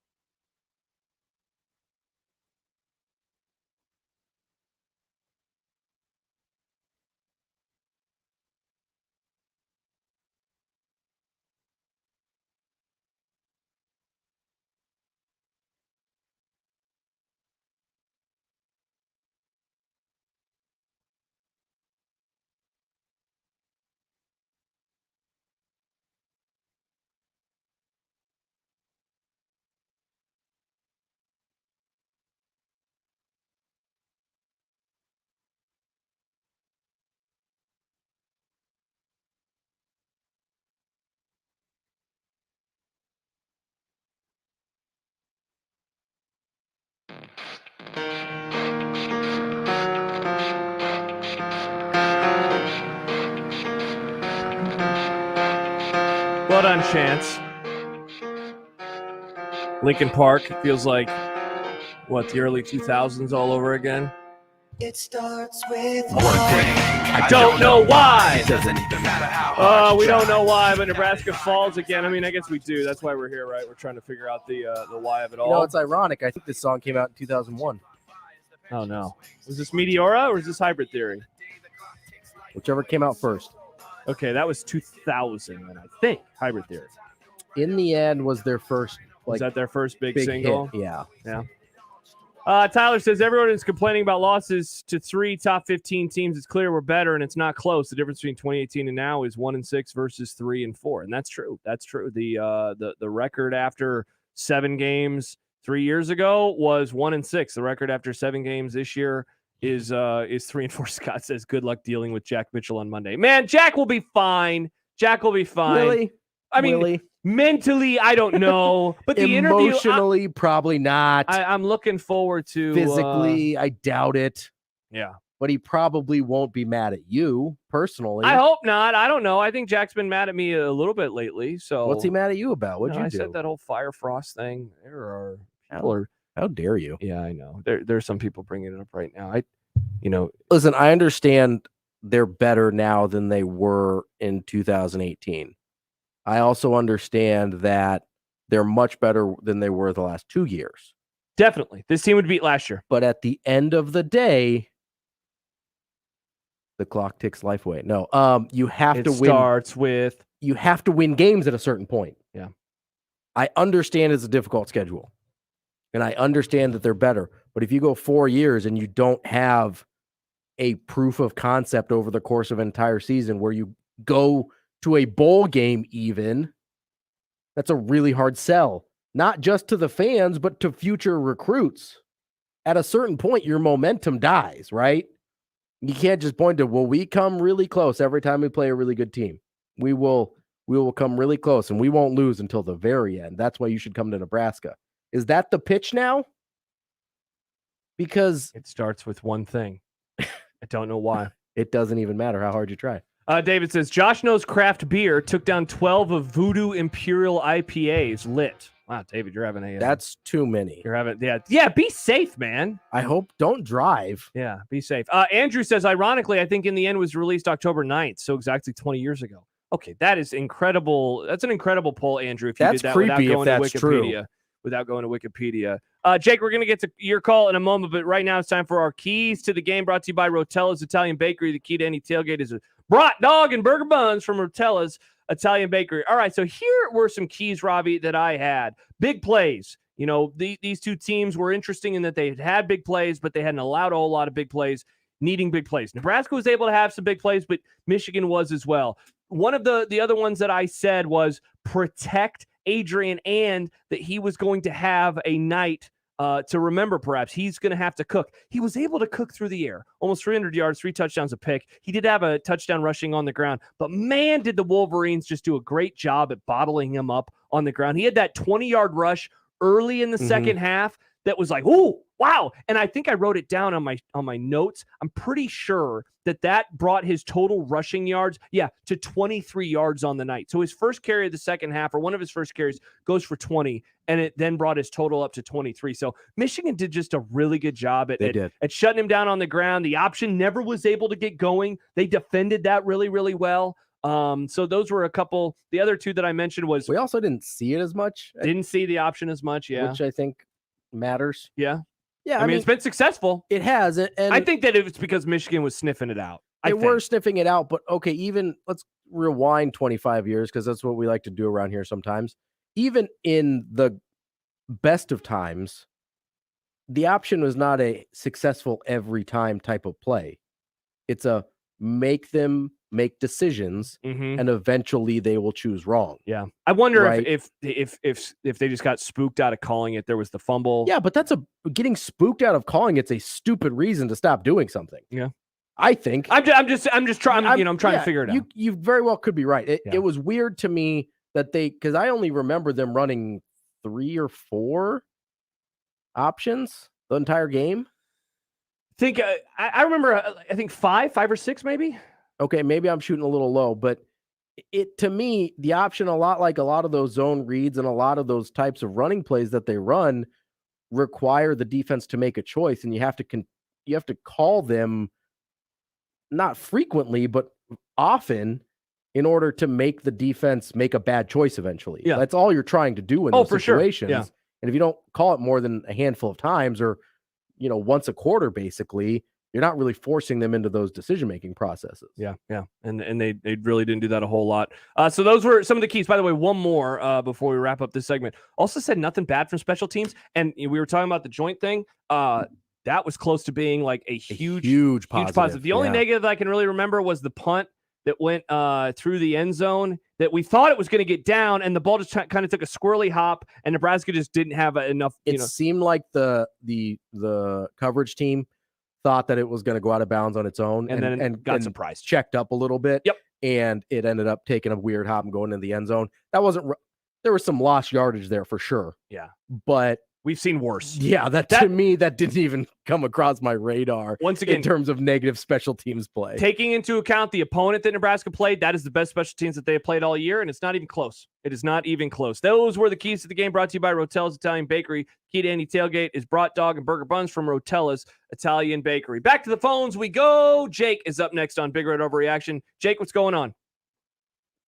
Not much. How you guys doing? We're all right, man. How are you? Well, I would have rather seen a W tonight, but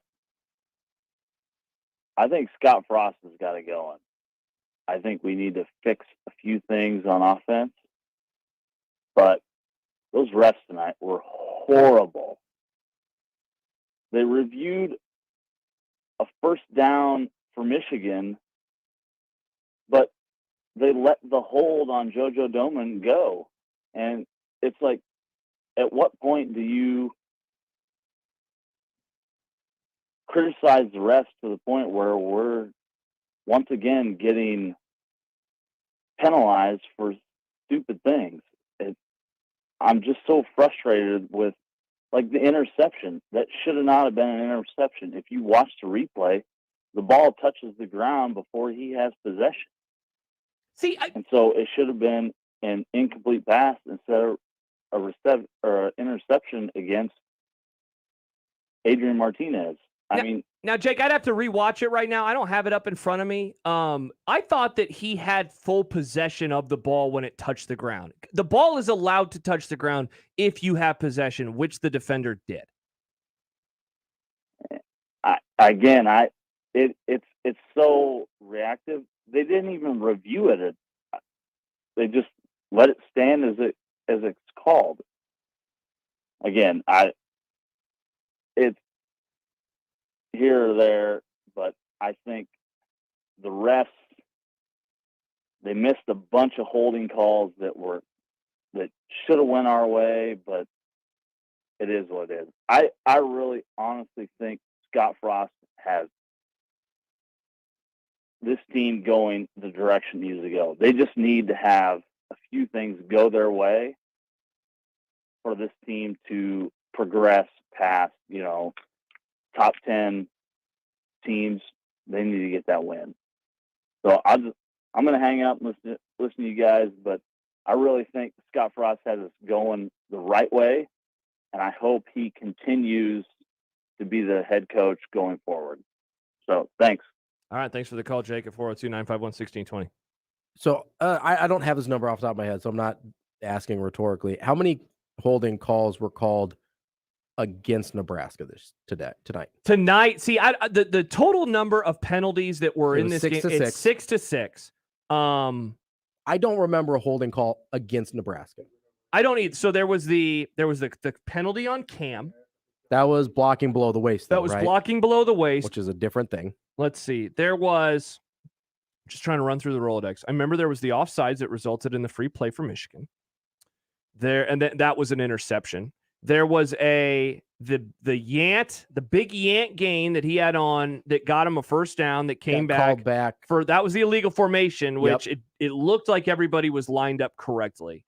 Those are the ones that I have written down. So I don't remember a holding call going against Nebraska. Except unless he meant from the standpoint of they weren't calling them on Michigan. Right. No, but what I mean is I don't think they called them on either team. Correct. Yeah. So at that point, you live with it, right? Yeah. Because what's the old saying in football, right? You could call a holding on every single play, and that's mostly true. Mm-hmm.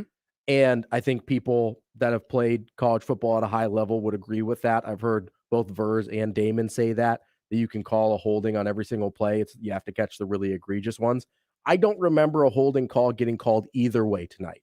So at that point, you kind of just live with it, right? I agree. I think there were holding calls that were missed both ways, frankly, but I remember the one he's talking about, the one where the first down was reviewed because they called him down like 2 yards before he ever went down. Yeah. And there was a hold there. And there was an obvious hold on Michigan. Number one, you can't review penalties. Can't review penalties. So that's off the table as soon as they don't call it. Yeah. Number two, I don't remember them calling a hold on anyone the entire night. Yeah, I don't either. At which case you kind of just live with it, right? The consistency is what you're asking for. There were no calls holding against Michigan. There were no calls holding against Nebraska. Did Michigan take more advantage of it than Nebraska? Maybe. But again, if you're an offensive line coach and you're saying, hey, they're letting you play tonight, then that's something you need to communicate to your guys. The same thing in a basketball game. They're saying, hey, they're letting you play tonight. You got to go finish through contact, right? You can't draw the foul. You got to go finish through the contact. Yeah. You have That's to an adjustment. you have to adjust and You adapt. have to adjust to the referees, right? Yeah. They weren't calling holding tonight. Yeah. Good or bad or indifferent, on each side, they were not calling holding. So that's something Nebraska has to adjust to if you think it was not playing out evenly. But at the end of the day, it felt pretty consistent in terms of, that's a thing I've heard brought up a lot, was the holding. Other penalties, I'm not talking about those right now, but holding specifically, I think that played out about as evenly as you possibly could. Thunder's dad says, Ravi, if that's the case, I guess we should just blatantly hold on every play. No, you shouldn't do that. But you know what? There is something to be said about You like adjust stressing to the what they're limits. calling. One of the things that made Seattle's defense so good during the Legion of Boom Is was they that would they would push the limits. assault you. Yeah, and then they would figure out, okay, what's the line? We won't cross that anymore. The entire Legion of Boom philosophy is they won't call it every play. Yeah. Right? Yeah. And that seemed to be the Michigan philosophy tonight. Seems to be a lot of offensive line philosophy. And maybe it's not Nebraska's. Maybe, they've got too much principle for that. Okay, good for you, but you're losing games. So maybe you play within what the refs are allowing you to play. Yeah. Until they stop allowing you to play that way. Right? Like that's common sense to me. Yeah, I agree. I couldn't agree more. 402-951-1620. Skeeter is up next. Skeeter, what's going on? Hey, yeah. You know what? You know what I have to say. Like, look, we have offense, we have defense. At the end of the day, we got to fire Bill Callahan. That's all it is to it. All right, thank you for the call, Skeeter. All right, let's get one more in. Nate is up next. Nate, can you be better than Skeeter, please? I don't even know what that just was. Mercy. My God. So on one hand, I'm not going to beat up what's already been beat up. I thought during the first half, he's saving Betts and Manning for the second half, wrinkles, get their corners used to the slow guys, and then all of a sudden, boom, speed over the top. And it just never happened. And had that been the strategy, I actually would be commending that as brilliant to try to get them in the, it's like a changeup versus a fastball. See if you can switch it up on their DBs. I thought that was great, and it just didn't happen. I think Alberts has a really sticky situation on his hands because at the end of the day, if you are one of the best teams in football for the first 57 minutes, but you always lose in the last three, to me, it almost feels, while there was no fault tonight, it almost feels as though it's plateaued. That's now the problem we have to wrestle with.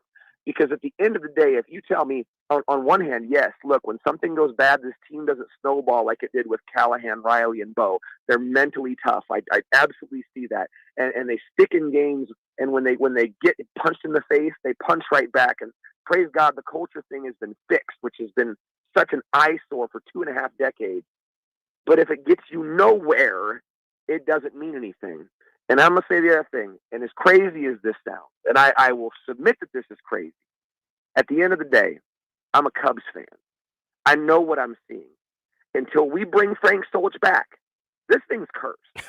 The ways that this has gone down is so Bartman, is so traded Babe Ruth, is so Bill Buckner, is so GOAT. I'm dead serious. At this point, there's nothing left but to say, you know what? We acted a whole fool 20 years ago, and until we get right, it's not getting right. And the sick part is, Frankie don't even want to come back. I've talked to Trev. Trev's done everything but throw the kitchen sink to get Frank Solich to come back. But until Frank, for a Memorial Day, for whatever, leads them kids out of the tunnel, it's not coming back. There's nothing more to fix. Special teams was spotless. Play calling was decent. Offense played clean relative to the idiotic penalties we saw.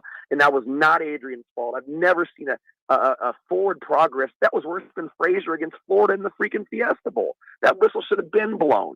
And then it happened the next drive for Michigan. They blew that one right away. And it's the defense. There is no improvement for the defense. The defense is a legitimate top 10, maybe top 7, top 5 unit. You don't need anything more on defense. So for me, man, look, we need to get our soul right. Whatever we got to do, give him a statue, give him $10 million. Frank needs to walk this team on the field now. Now. Because this is Bill Buckner. This is GOAT. This is Bartman. I know what it feels like. It took me 36 years to get a World Series out of my Cubs. I feel it. I know it. It's familiar.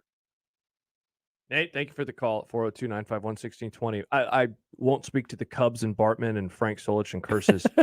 I do want to say this, though. He hit on something at the beginning of that call that I think, for those who actually want to have a nuanced conversation about all this, I think is a very good one. And that is this idea that they do look better. Sure, yeah, 100%. They don't quit. They are playing better. Tonight, he mentioned it. I mean, special teams was darn near clean. I think the defense, I know they gave up 32 points, but the defense did a good job again, and they made plays again. I was actually a little disappointed in the defense. And I agree, and I just looking at the drive chart, and that's fair. But they're doing all these things, and yet their good is still sometimes not good enough. And so which that matters at a certain point. It does. Right? And so that's why I say it's nuanced, because there are a lot that I know don't want to have that discussion, because it's hard. It's hard to break all that down, and still they lose these games, and still they sit at 3-4. And look, do I think that they're going to a bowl? I honestly don't know the answer to that question. I think that they should. I think they should, because I think they should beat Minnesota next week. I think they should beat Purdue in a couple of weeks. And I think that, I don't know if they should beat Wisconsin, but I think Wisconsin is definitely the most winnable game that they have, in the stretch of Ohio State, Wisconsin, and Iowa. I think that they can and should win 2, if not 3 games and go to a bowl, but I don't know if they will, and so that's the toughest part about all of this is they're playing better. Martinez is making plays again. I like the wide receivers. The offensive line, I mean, they had to deal with a lot of crap tonight, and I thought that they played well at times. The defense, we've mentioned the defense. Special teams was good, and yet it still wasn't good enough. And when you have to look inwardly and you have to say to yourself, like, man, my best is my best, and it's still not good enough, that's hard. Self-evaluation is hard. That's hard. Self-evaluation is really hard. And that's where Nebraska's at. That's why I think people's emotions get running so high. I think that's why people want to blame an outside source like referees. And listen, I understand that referees have an impact on the game. That's not what I'm saying. What I'm saying is I would like to see other things cleaned up before we go to them as a scapegoat. And I'd like to have that moment of self-reflection and self-evaluation to say, okay, is this the best we have? And if it is, why isn't it good enough? Right? Yeah. Because if it's not the best we have to look at, okay, how can we get to the best we have, right? How can we reach our full potential, which I think they're a lot closer to than they have been in a while. I think they are much closer to reaching their ceiling as a football team than they have been at any other point under Frost's tenure. 100%. I think than they have been probably since year 2 of Riley, where they were outperforming against bad teams for a while. But you have to ask your question then, if we're very close to reaching our potential as a football team, why isn't that good enough? Yeah. And that's the difficult question that people don't necessarily want to ask, or that they are afraid to hear the answer to. Because I've heard it, man. I've heard, well, if we get rid of Frost, where do we go from here? And I'm not even saying we should get rid of Frost, but that's the thing that people jump to, right? Mm-hmm. Then people say, where do we go from here? They're afraid of the answer, so they don't ask the question, right? Yeah. And that's where we're at right now as a football program. Ask the question. We have to have the courage to ask the question and not be afraid of the answer, regardless of what it is, because that's the only way this gets corrected. I don't think there's a curse. I do think it would be nice to bring Frank Solich back. Not as a coach or anything like that. I don't think that's what he meant. Just as a No, he wants him to come back. Yeah. As a tribute to. But if Frank doesn't want to do it, let Buckner throw out the first pitch at Fenway, right? Like I get it. But yeah, if Frank doesn't want to do it, you can't force him to it. And I don't think Frank not wanting to come back has anything to do with Nebraska not being good at football anymore. I think it has to do with we're not willing to ask the difficult questions because we're afraid of the scary answers. And until you do that, that's a good way to put it. until you do that, you don't get better. You don't get good enough to get over this hump that Nebraska's stuck on. One more call before we go to break. Sam is up next on Big Road Overreaction. What's up, Sam? Hey guys, first of all, love your takes tonight. Hey, It's thanks, been really, man. really good. I'd just like to say that, the offense, the team runs through Adrian, right? It's true. Yes. And it's taken them 3.5 years to develop Adrian to being into this guy. I mean, he was in his freshman year, and then he regressed, and then they got him back to where he is now. But isn't part of the calculus for Trev thinking, well, if Adrian's gone, do we start all over again with terrible player development and no progress for 2 or 3 years? Sam, thanks for the question. That's the thing in all of this, and that's why I said what I did a couple of weeks ago on Unsportsmanlike Conduct. Because if this is the best, in year 4 with a senior laden defense and a senior 4th-year starting quarterback, if this is the best, that's hard for me to swallow. As someone who observes college football and watches good college football. If this is the best, if the best that they can do is going to be clawing their way to 6-6, is that good enough? You have to answer that question for yourself. Sure. I answer that and I say it's not good enough for me. But if it's good enough for you and if it's good enough for the program, then these results might be what they are moving forward. But that's what it comes down to. This is Big Red Overreaction, brought to you by Equitable Bank. We take banking personally. Also brought to you by Coors Light, keeping Nebraska chill. We have more to come. We have Eric, we have Chris, we have Luke, we have your tweets, we have your emails.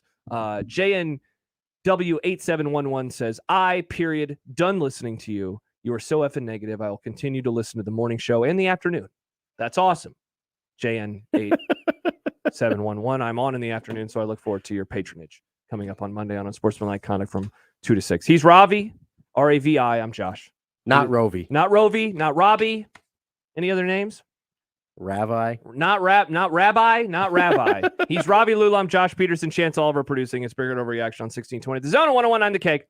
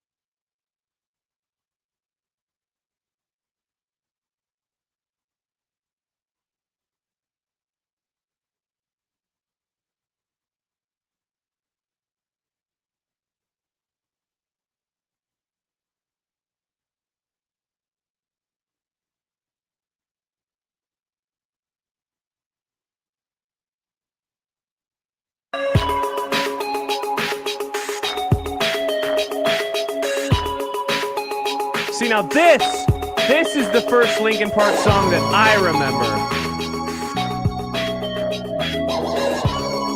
Thoughts, Robbie? Are you going to sing it?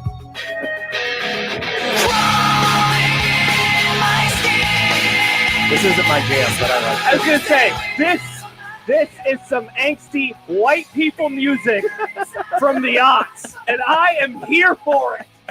Nick Grimm is always like, you don't listen to music anymore. You don't listen to music anymore. Yes, I don't. I'm a podcast boy now. But man, if Linkin Park doesn't make me feel like a teenager again. Why doesn't she like me? Well, because no one will ever like you, Josh. That's why. And that's why you got into radio. That's so why you I got could into radio. accept that fate. My God. Wow.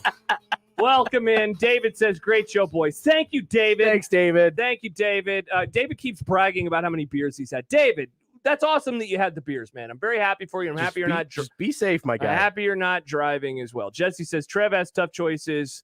Josh, that's the first Linkin Park song I remember too. LOL, angsty white people music. Yes. Yeah. And then he adds, yes. Where are my angsty white people at from the aughts? Thunder's dad says, Rabbi has a great point. Good on you, Rover. I mean, Robbie. I mean, Rave I. Rave I. That's a good comment. Yeah. That's a good comment. I won't put this. Well, now I have to scroll back. I have to take these comments off of the 1620 The Zone YouTube page. We are on the on 1620 The Zone TV, by the way. We are. Yeah. Hi, guys. Yeah, indeed. What's up?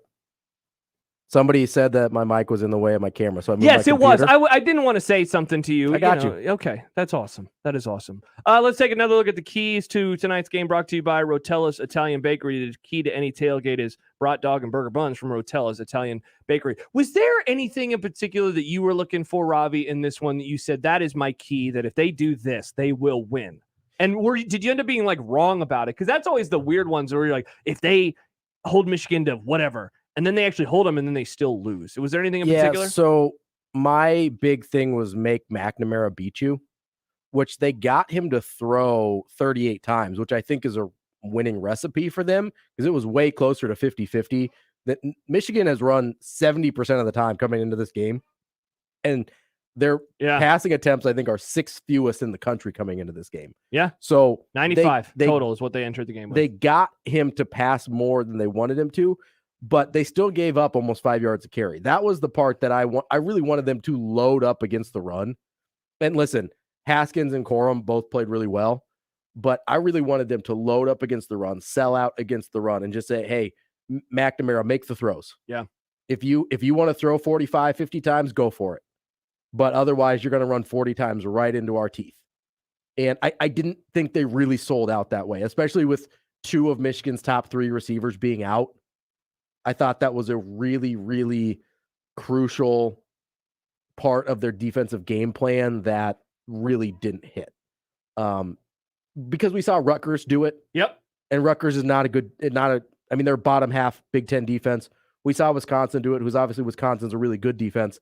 I think Nebraska's somewhere in between those two, but probably closer to Wisconsin than Rutgers in terms of defense. I thought they should be able to, with their personnel, limit Michigan's running game in a way that Rutgers was able to, and they didn't come close to that. Yeah. Rutgers held them under 4 yards of carry. If Nebraska could have held them under 4 yards of carry and forced McNamara to... They held them to almost, it was basically 5 yards of carry, and that's... Yes, and if they had kneel downs too, by the way. If they had forced McNamara to get into that 40, 45 attempts passing, or if they just forced Michigan to run into that wall time and time again, to me, that was the key to success, and it didn't really seem like they sold out to that. I just got a text from Michael who said 90 of their rushing yards came on 3 runs. So the explosive plays in the rushing game killed Nebraska. Yeah, those are some more keys to the game brought to you by Rotella's Italian Bakery. The key to any tailgate is brat dog and burger buns from Rotella's Italian Bakery. We want to read one more comment from the Zone TV page. Jordan says, Linkin Park is the GOAT. Brings me back to middle and high school as well. There we go, my angsty white folks. I really liked the Linkin Park and Jay-Z mashups that they did. Oh, yeah, that was good stuff. Those were good. Yeah. That kind of brought a little the angsty, yeah. Yeah, without being some of the hip-hop. Yeah, without being so angsty white guy focused. We got I'm angsty. urban culture in there as well, which I appreciated. There you go. Look, even though I grew up in the suburbs. There you go. Even though you grew up around some angsty whites. I did. There's a line open right now. Been full all night long, but one of our callers just dropped out at 402-951-1620. Probably because it's after midnight. Probably because it's after I would midnight. guess. Eric, what's up, man? Hey, what's up, guys? Hey. Hey, I'm here for the nuance as well. My man. I think I really I've been thinking about this for about 4 or 5 games now, and I really hate to even say it, but I'm sort of jealous with how Iowa approaches the game, and I kind of think about that with our staff. Like, I think that we could pare down the playbook and keep it more basic, kind of like they do. Where I think we're at the point, like in our personnel, where we can call a more basic game and just win one-on-one matchups. I mean, you look all around the roster, and we can win the one-on-one matchups. And if our offense is as such where we got to worry about Yant and Betts and Manning and some of the other guys not seeing the field because of lack of knowledge of plays or whatever, I mean, pare it down, make it basic, and get the dudes on the field. And yeah, I'm kind of with you guys though. I think it's kind of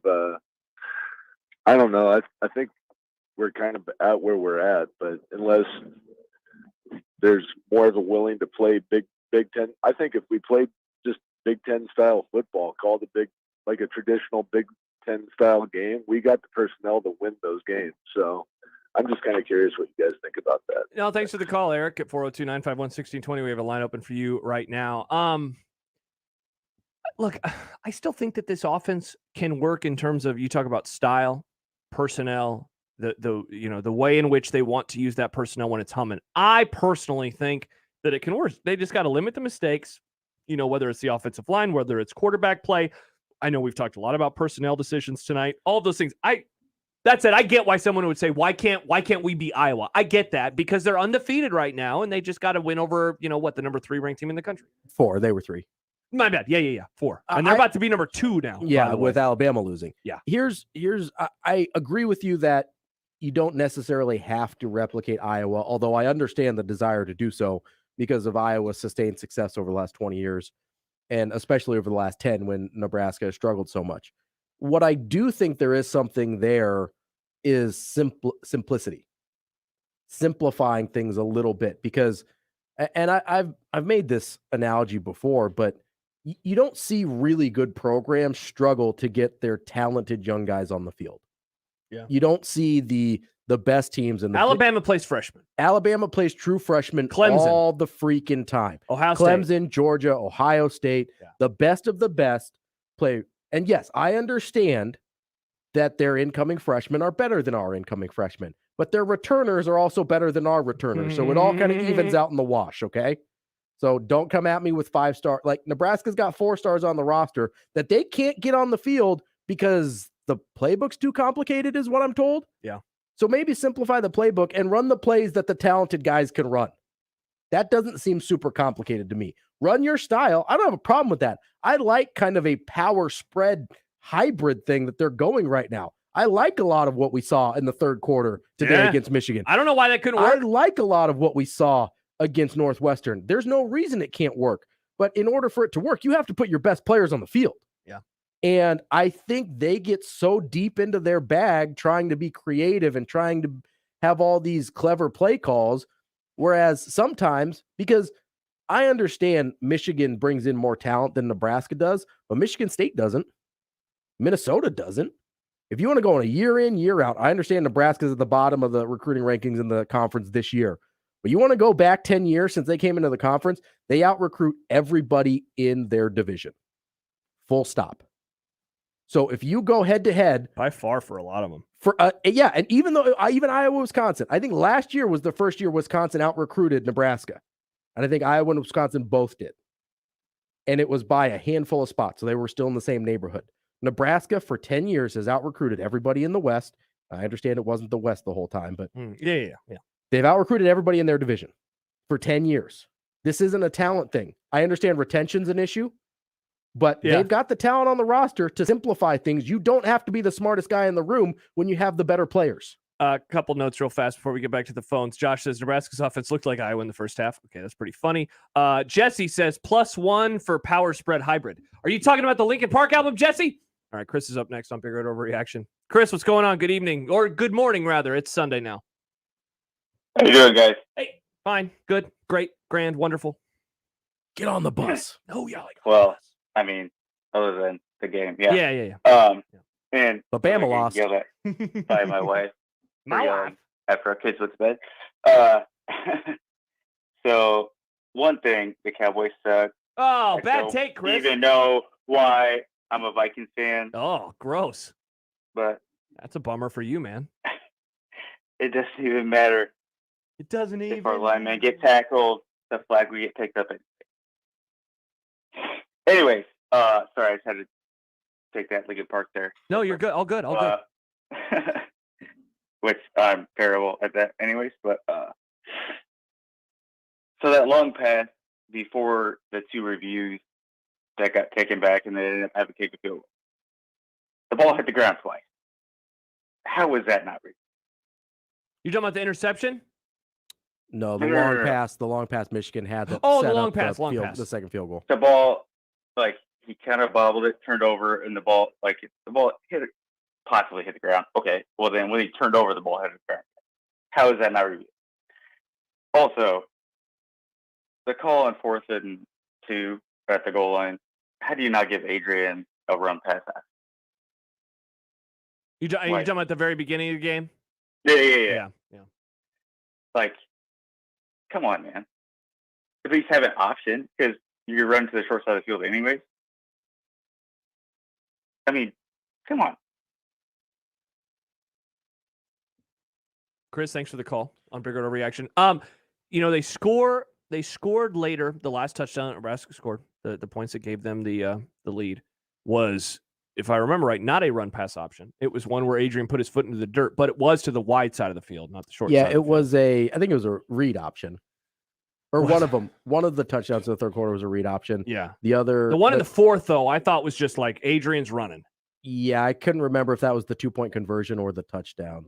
Okay, yeah. Because the touchdown, he just beats him to the corner. He might have done that on, or the 2-point conversion, he just beats him to the corner. Okay. He might have done it on one of the touchdowns as well. Yeah. But I agree. Listen, I would love, I've had this conversation with Damon before. I would love them to roll Adrian out to wide side of the field, give him run pass options on the goal line. They don't do it. Yeah. For whatever reason, that's not a thing they do. It's a great play because it forces the defender to have to decide on covering the Same guy. thing I was talking about earlier. It forces defenses into bad choices. It forces them into thinking. That's what you're talking about with the option, and this is a different type of option. Yes. It's a forward passing option. That's all you want to do is put the defense in a position to make unfavorable decisions. Yeah. Right? Yeah. And that's what, listen, I understand it takes away half the field. That's why you run it to the wide side, so you have a little bit more room.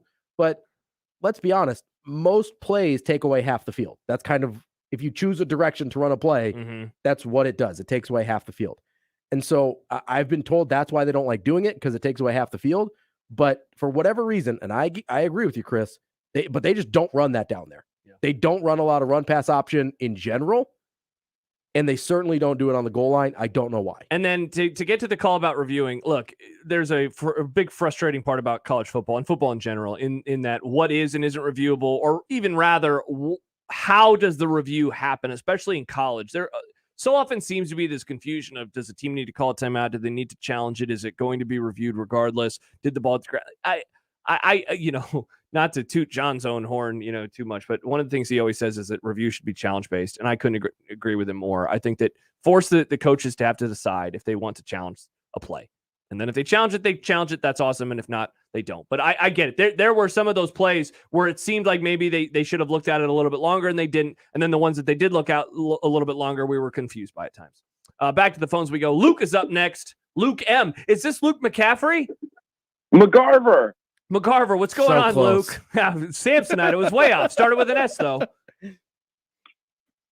Christian ain't gonna play on tomorrow. That's a good thing. All right. Inside info. So you cut me off earlier, but I just wanted to kind of just talk, like, overall, guys, I had an awesome time watching this game. Yeah. I was going nuts. And there's been games like this, but this game, we lost and we're good at losing. But so the first half, so I just would like to have a quick conversation. I'll be quick, break down real quick, because officiating is a topic and it needs to be. And I think that's Trev Alberts that has a role in that to handle it from that level, right? Mm-hmm. So the way that we were announced for a call that was too many men in the backfield, and the replay shows us that we had 2 men in the backfield. We had an illegal procedure called off. So many calls. So then second half, we overcome this, right? Mm-hmm. What a job in that third quarter. What a job. The play calling, right, guys? In that third quarter was so much Third quarter fun. was incredible. Wow. And the place is going nuts. Horrible presentation, by the way, on the TV by ABC coming into the fourth quarter. Oh, you wanted to see the song and stuff? Yes. I wanted to see the presentation on TV of our night home game against Michigan, which we're leading going into the fourth quarter. And on ABC, they show a quick overarching view of the whole stadium with fireworks, and then they cut to Michigan jumping around on the field, and then they go into how they jumped around at the jump around at Wisconsin. Horrible presentation there, in my opinion. And we play our tails off, and I think we outplayed Michigan. You go through the levels, talent-wise. Ravi, you were talking about recruiting. Past recruiting's in the past. We had 60-plus recruits that just had a hell of a time these past 2 weekends. Hopefully we're not plateauing, right? Michigan State was the bottoming out. That's what it has to be. Michigan State was the bottoming out. We made stupid-ass Nebraska things so much this year to end up as 3-4. And last week against Northwestern, huge step forward. This week against Michigan, disappointing. I think the rest of this year is you're going to have to ride Martinez, and that's overarching over everything. He's the best player when you step on the field, probably college football wise, not NFL draft prospect wise. There's better NFL draft prospects, but he's the quarterback, and if he can play clutch, because he can play all the time. If he can find the way in his last year to find some clutch in him, we can get to a bowl game. Go beat Purdue, get to the bye, go beat Minnesota 5-4. Hey, F Wisconsin. We can beat Wisconsin. And then, hey, Ohio State, Iowa.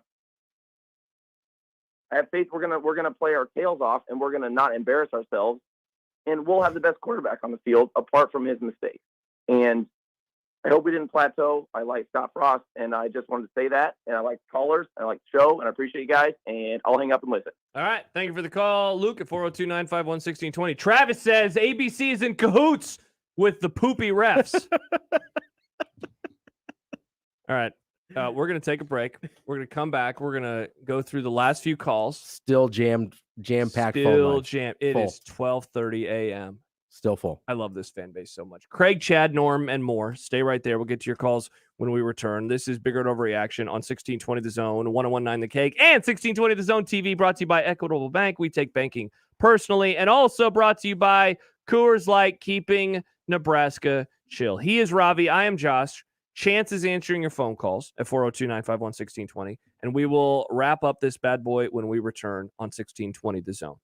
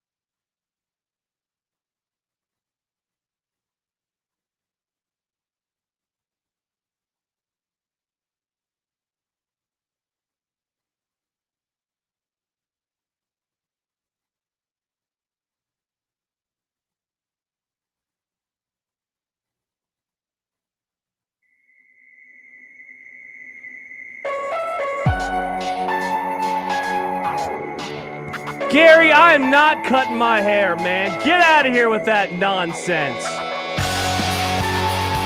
Jordan wanted us to play Numb. Jordan, we got you, fam. Welcome back. It's the last segment. Angsty. We're all angsty. You've been hanging out in the 1620 The Zone TV mentions more than Ravi and I have tonight. We've been, doing all other sorts of stuff. It seems like there's a lot of fights. Yeah, they're going after each other's throats. Like, people are asking, how do I block people? On YouTube? Yeah. I don't think that's possible. Yeah, I'm just like, I think there's a report option, but I don't think that works.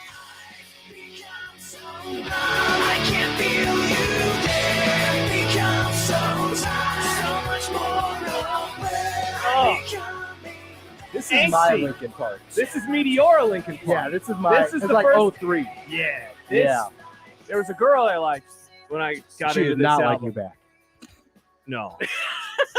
If you got into this album, she did not like you back. No. I wasn't hating on you. No, I was no, taking context Hey, clues. man, it's 12:30. It's time to It's time to get real. It's time to bare our souls right now. God, man, great song. Great song, great album, man. You know what? Tonight's Bigger Overreaction might get me back into music. I think it might. I don't think I think so. I'm gonna probably not. I'm gonna drive home though, and I might play. Blast some Linkin Park. I did I what think- Nick could not. Get you back into music. He's gonna be so mad. He's gonna be so mad at He you. is gonna be so mad. All right, we have a few more calls to get to, and we will do so right now. Nebraska falls to Michigan 32-29. They moved to 3-4 on the year, 1-3 in conference play. Michigan, meanwhile, 6-0 and 3-0 in league play. Craig in Lincoln is up next. Craig, you are on Big Red Overreaction. Good morning to you on this Sunday. How are you? Hey, good morning, boys. Hey, I'm loving the production value, by the way. I'm an old white guy who also peaked in high school, so Lincoln Park gets up my Hey! Well played. So you think that's bad? Hold on, buckle up here. I got references, all right? Okay. Hey, no disrespect to the last caller, but hitting rock bottom is not losing to Illinois. Illinois is a conference opponent. Yeah, they're not a great team. Yeah, that was a terrible game. Rock bottom is losing to Northern Illinois. That's your freaking rock bottom if you want to talk about a program turning around. This team is on the up and up. I mean, I was at the game tonight, and it was heavy. That's one. I came home feeling sad, but not bad. I'm just kind of numb to it. That's two. What I'm really excited about is that we've finally seen this team. I feel like turn a corner where it used to be something goes wrong, and you see it out there. You can see in their faces they've given up. That's three. The bleeding starts. It just bleed it out. They start fainting. That's 4 and 5. But finally we started to see them. They're not lost in the echo anymore. That's 6. They're starting to break the habit. That's 7. And they're actually getting to a point where I can feel this team's turning corners. You talk about a process, people make fun of Nebraska fans all the time and say, oh, you want to live in the glory days. You just want to win right away. Yeah, we do. But at the same time, the guys who turn around and say, hey, just because we didn't win this game, just because we didn't win this season, whatever, and that makes the whole season a loser. We need to fire our coaches. We need to fire everybody. Those are the worst takes. Those are the childish takes. Anybody who watched that game realistically and didn't see massive improvement over the last several years, you're smoking something. You've got some joint possession going on because you're not seeing what's going on there. And so I'm so excited for this guy. I never thought I'd feel more excited after a loss. I'm not happy we lost. I'm bummed out about that, but I don't have a lot more sorrow. That's 9. Because, the road I see for this ceiling, or the ceiling I see for this team, the road ahead, we talk about teams plateauing. Here's plateauing. Plateauing is getting 8 or 9 wins, but every time you go against a ranked opponent, you get absolutely raced off and you get embarrassed on national TV. You let somebody hang 58 points on you in a conference championship. That's plateauing, okay? That's plateauing. This team is young. I know you guys have the stats in front of you like I don't. I don't know how many seniors are losing next year, but I know it's not a lot. We have got a long road ahead. This is not a castle of glass. That's 10. This is a solid foundation getting wheels in the morning here. They are not pushing me away. That's 11. And I am excited for the future right now. It's no longer about what I've done. It's about what we're going to do. Good morning, boys. Oh, before I get out of here, my realistic expectation for next week, no joke, Skurs by 90. Oh, okay, good. No joke. Craig, rack him. Drops the mic. That was 11 Lincoln Park references? I think so, yeah. See, this is the part of Lincoln Park that I kind of got out of. See, this is a great. This is one I of my like favorite, new metal. This is one of my favorite Linkin Park songs. Though. Yeah, I didn't like them when they stripped down their sound as much. I liked it more. I like the early. See, that sounds like such a hipster. I liked them better. I liked it before they got popular. Their first album. See, the thing though, they were always popular. Kevin on the YouTube page sadly says, "I suppose I should turn in. I have a sermon. I have to give a sermon tomorrow." How about that, man? We got pastors listening to the show. That's pretty cool. Thanks for listening. Yeah, I hope you got some sermon illustrations from us. There you go. Chad is up next on Bigger Overreaction. Is this the Chad that I've been arguing with for like an hour on Twitter? Yes. Oh, all right, Chad. What's going on? Hey, first of all, I'm going to say thank you very much for doing what you guys do every Saturday for the football season. Oh, no worries. Grind for you guys. Nah, it's all good, man. With that said, I hate you. Josh. Yeah. Who do you want? And let me start over. Okay. Josh, who is your team? Nebraska and Dallas. Nebraska is your team? Yeah. Who do you want as a head coach? I honestly don't know. Just someone who could win football games at a better record than they have won them over the last 5-6 years. With that said, come on, bro. We've lost 3 games to 3 teams that have a combined record of 18-0. We've lost to a bad Illinois team. And a bad Illinois team, people forget. So with that said, our 3 combined losses to these top 15 teams are by combined, like, what, 14 points? Well, let's see. They lost by 3 today. They lost by 3 to Michigan State, and they lost by 7 to Oklahoma. So 7, that's 13 total points. Yeah. 13 total points. Yeah. I mean, what were the expectations? For this year? Yeah. Are we beating those teams? Well, I picked Nebraska to go 5-7. So, I mean, they're kind of living up to what I thought they'd do. Okay, but when you're playing that out, are we beating those teams or are we losing by? I mean, I had a buddy of mine, give me fucking. Whoa! 35. Oh, Chad! Sorry.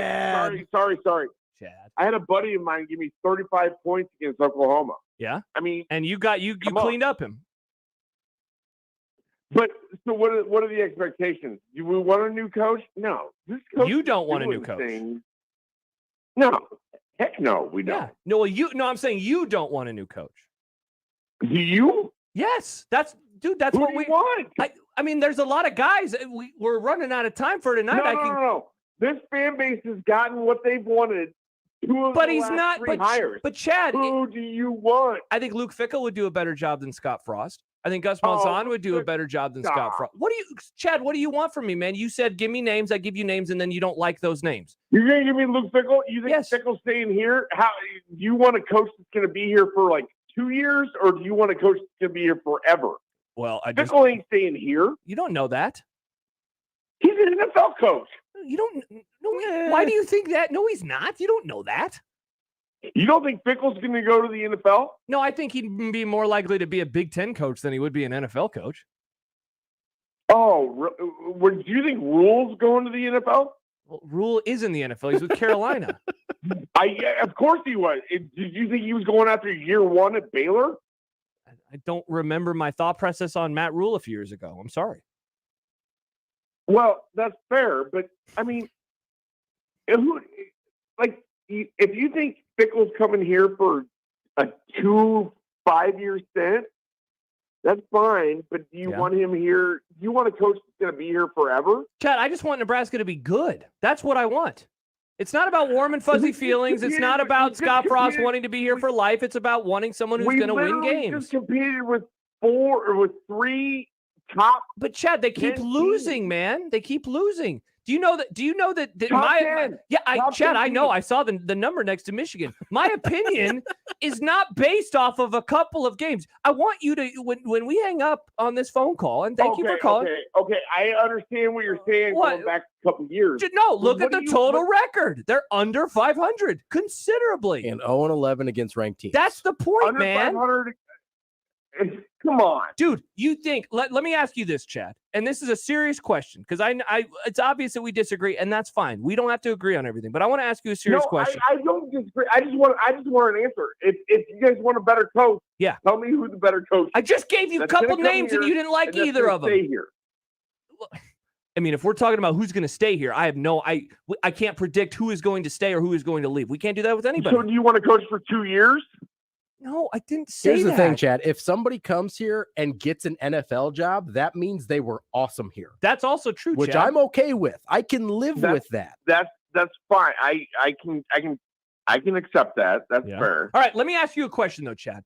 Does it not concern you that it is a veteran-laden defense with a senior quarterback, and the best that group might be able to do is going to be 6-6? Like, that doesn't concern you at all, that their ceiling might be a 500 season with a lot of stuff going their way? I am with you. A lot of stuff going their way. Have you ever seen a team lose so many different ways? I have, yeah. I'm talking about going their way in terms of personnel, in terms of the years that they have played, the knowledge of the system. Like, they have a lot going their way on paper that probably will not be there next year. You have a fourth-year quarterback who should be on the last possession of the game, giving up a fumble. You have a fifth-year cornerback receiving punts inside the 1-yard line. You have a quarterback that throws to a wide receiver who never won the route against Michigan State in overtime. I have never seen, this is like crazy. Yeah, it is. I have pretty never crazy. I've never seen, and those are just individual plays, and I understand coaching goes into these individual plays, but this is individual decisions made by individual players that are not coached. And they're not coached? You think they're coaching players to catch a ball inside the 1-yard line? No. No, that's not coach. These individual players are making individual decisions that are like consistent across years. What are the odds that Chad, we got to move on. I'm sorry, man. It's almost 1 o'clock. We got to move on. We got to move on. Anything? No, I understand what he's saying, and if we're in year 2, I feel awesome. Mm-hmm. If we're in year 2 and we're going, hey, toe to toe with 3 top 15 teams in a row, let's do this, right? Mm-hmm. I feel great if we're in year 2. We're not in year 2. This is a team. This is a coaching staff. This is a program that finds ways to lose. Sometimes they're ever more creative than they've ever been at all before, but they find ways to lose. Yeah. That's the bottom line. That's where I'm at with this coaching staff, is they find ways to lose. Mel Tucker, he's in year 2. Finding ways to win. He finds ways to win with a roster that was not in good shape, with a program that was not in good shape, and in a division that's much more difficult, finding ways to win. Somebody went after me for Gus Malzahn. He's not better than Frost unless he's bringing Cam Newton. Gus Malzahn beat Nick Saban 3 times at Auburn as head coach, and he took him to a national championship game. All right, we're going to take 2 more calls. Norma's been waiting on hold the longest, and Norma's up first. Norm, what's up? Hey, gentlemen. Thanks for working into the wee hours of the morning and keeping me entertained on the way back to Omaha after that heartbreak of a game. All good? Just trying to keep everybody awake. Uh-huh. Yeah, Drive safely, please. Chad calls in again, I might doze off. So at the game, they had a penalty on Nebraska in the first half. That was what they announced was a delay as on defense.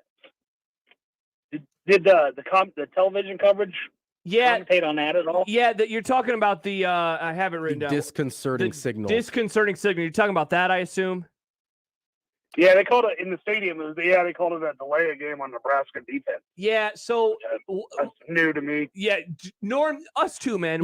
I've seen delay of games on defenses before, but that in particular, they essentially, you remember like the criticism that Nebraska levied at Iowa last year and Michigan State in 2014 about like clapping and doing things to simulate a snap. That's what the refs Right. basically said Nebraska did there. But when they showed the replay, I didn't see anything. I saw Nebraska. I can't remember who was it. Do you remember which I think I linebacker? saw JoJo was signaling to someone, It was- but I didn't really see anything that was simulating a snap. It looked like Norm. He was just trying to get the defense set up. So I have no idea. That was strange. Yeah, and I don't know if you caught it on a television coverage, but JoJo was looking for a fight going into halftime. He stayed out on the field rather long, just kind of eyeballing the Michigan guys down. See, there was something there that he was not real happy with, other than the outcome. But thanks, guys. I appreciate it. Hey, Norm, thank you for the call. All right, we're gonna let the man, the myth, Mr. Jed. He'll wrap up the show, and we will say goodbye and send you into the wee early hours of Sunday morning. Jed, what up, man? Hey, Who's better to end the show than me? Wait, I'm here too. Hold on. So I am on our way back. We went to the game. I'm sitting right next to Titan Mike. It's Kansas City Mike.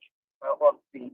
But all I will say is we had a great time, but that's irrelevant because we lost, so it doesn't matter. By the way, Chad, just stop calling. Anybody, not stop calling the show. Just stop calling anyone. Just turn your phone off and just cut the service. All of those things. Chad, you're an idiot. Just don't call anybody ever. Not even your mom. Don't call anybody. But my big thing as soon as this game ended was I said to Casey Mike, Titan Mike, whatever you want to call him, is just like the I Am Henry VIII I Am song. Different verse, same as the first. Until Nebraska can win a close game, a one-score game, that's when I will buy in. I'm not asking for anybody to be fired or whatever else. I'm not saying that just again, Chad, shut the hell up. But we need to be able to win close games before we can move forward. And I don't care if it's against top 10 teams or against Northwestern, who can't win against anybody. But until we can do that, I'm not going to buy into this team for anything. So we are a good team. We just can't finish to save our lives. And ultimately, at the end of the day, go Big Red. Jed, thank you for the call. Shank Pig Appreciation Club says it's Jed speaking on a microphone through a Burger King drive-through speaker. That was amazing. I thought Jed was calling from Apollo 11. Matthew says Jed calling on a telegraph machine. I for a second I was like, I don't even think that's Jed, and then I realized, oh, never mind. His phone is just garbage. All right, that's the show. That's the show. Good night. Thank you to everybody who called, who participated. It is 12:53. The promise, Ravi, that I made to you, the promise that I made. Not even close. I was not even close. You were really optimistic. I was. You're a dreamer. I like that about you. I am a dreamer. No, in all seriousness, though, we appreciate you joining the show tonight. Corey says Jed's phone sucks. It does indeed. That was a bad phone. Man, that's great. Chad is tweeting at me again. Yeah. Yeah. All right. I'm logging off. It's time to shut it down. I'm done with Twitter for Shut tonight. it down. Thank you to everybody. Chance Oliver, our great producer tonight. Ravi Lula. I'm Josh Peterson. Husker Hangover tomorrow morning. We'll get you more reactions, more takes, more of your venting, I'm sure, as you are indeed hungover. And then some of you will definitely be hungover. Some of you will definitely be hungover. Dave with his 18 beers that he's at. Dave, yeah, he keeps bragging. I just saw he's continuing to brag about the beers. Shut it down, Dave. Shut it down, indeed. And then Severe and Benning back on Monday morning. Gary Sharp Show 10 to 2. And then John and me will have you covered from 2 until 6. For Ravi, for Chance, I am Josh. Have an awesome rest of your Sunday. Enjoy the games. And we'll talk to you on 1620 The Zone later today and then also on Monday. Goodbye.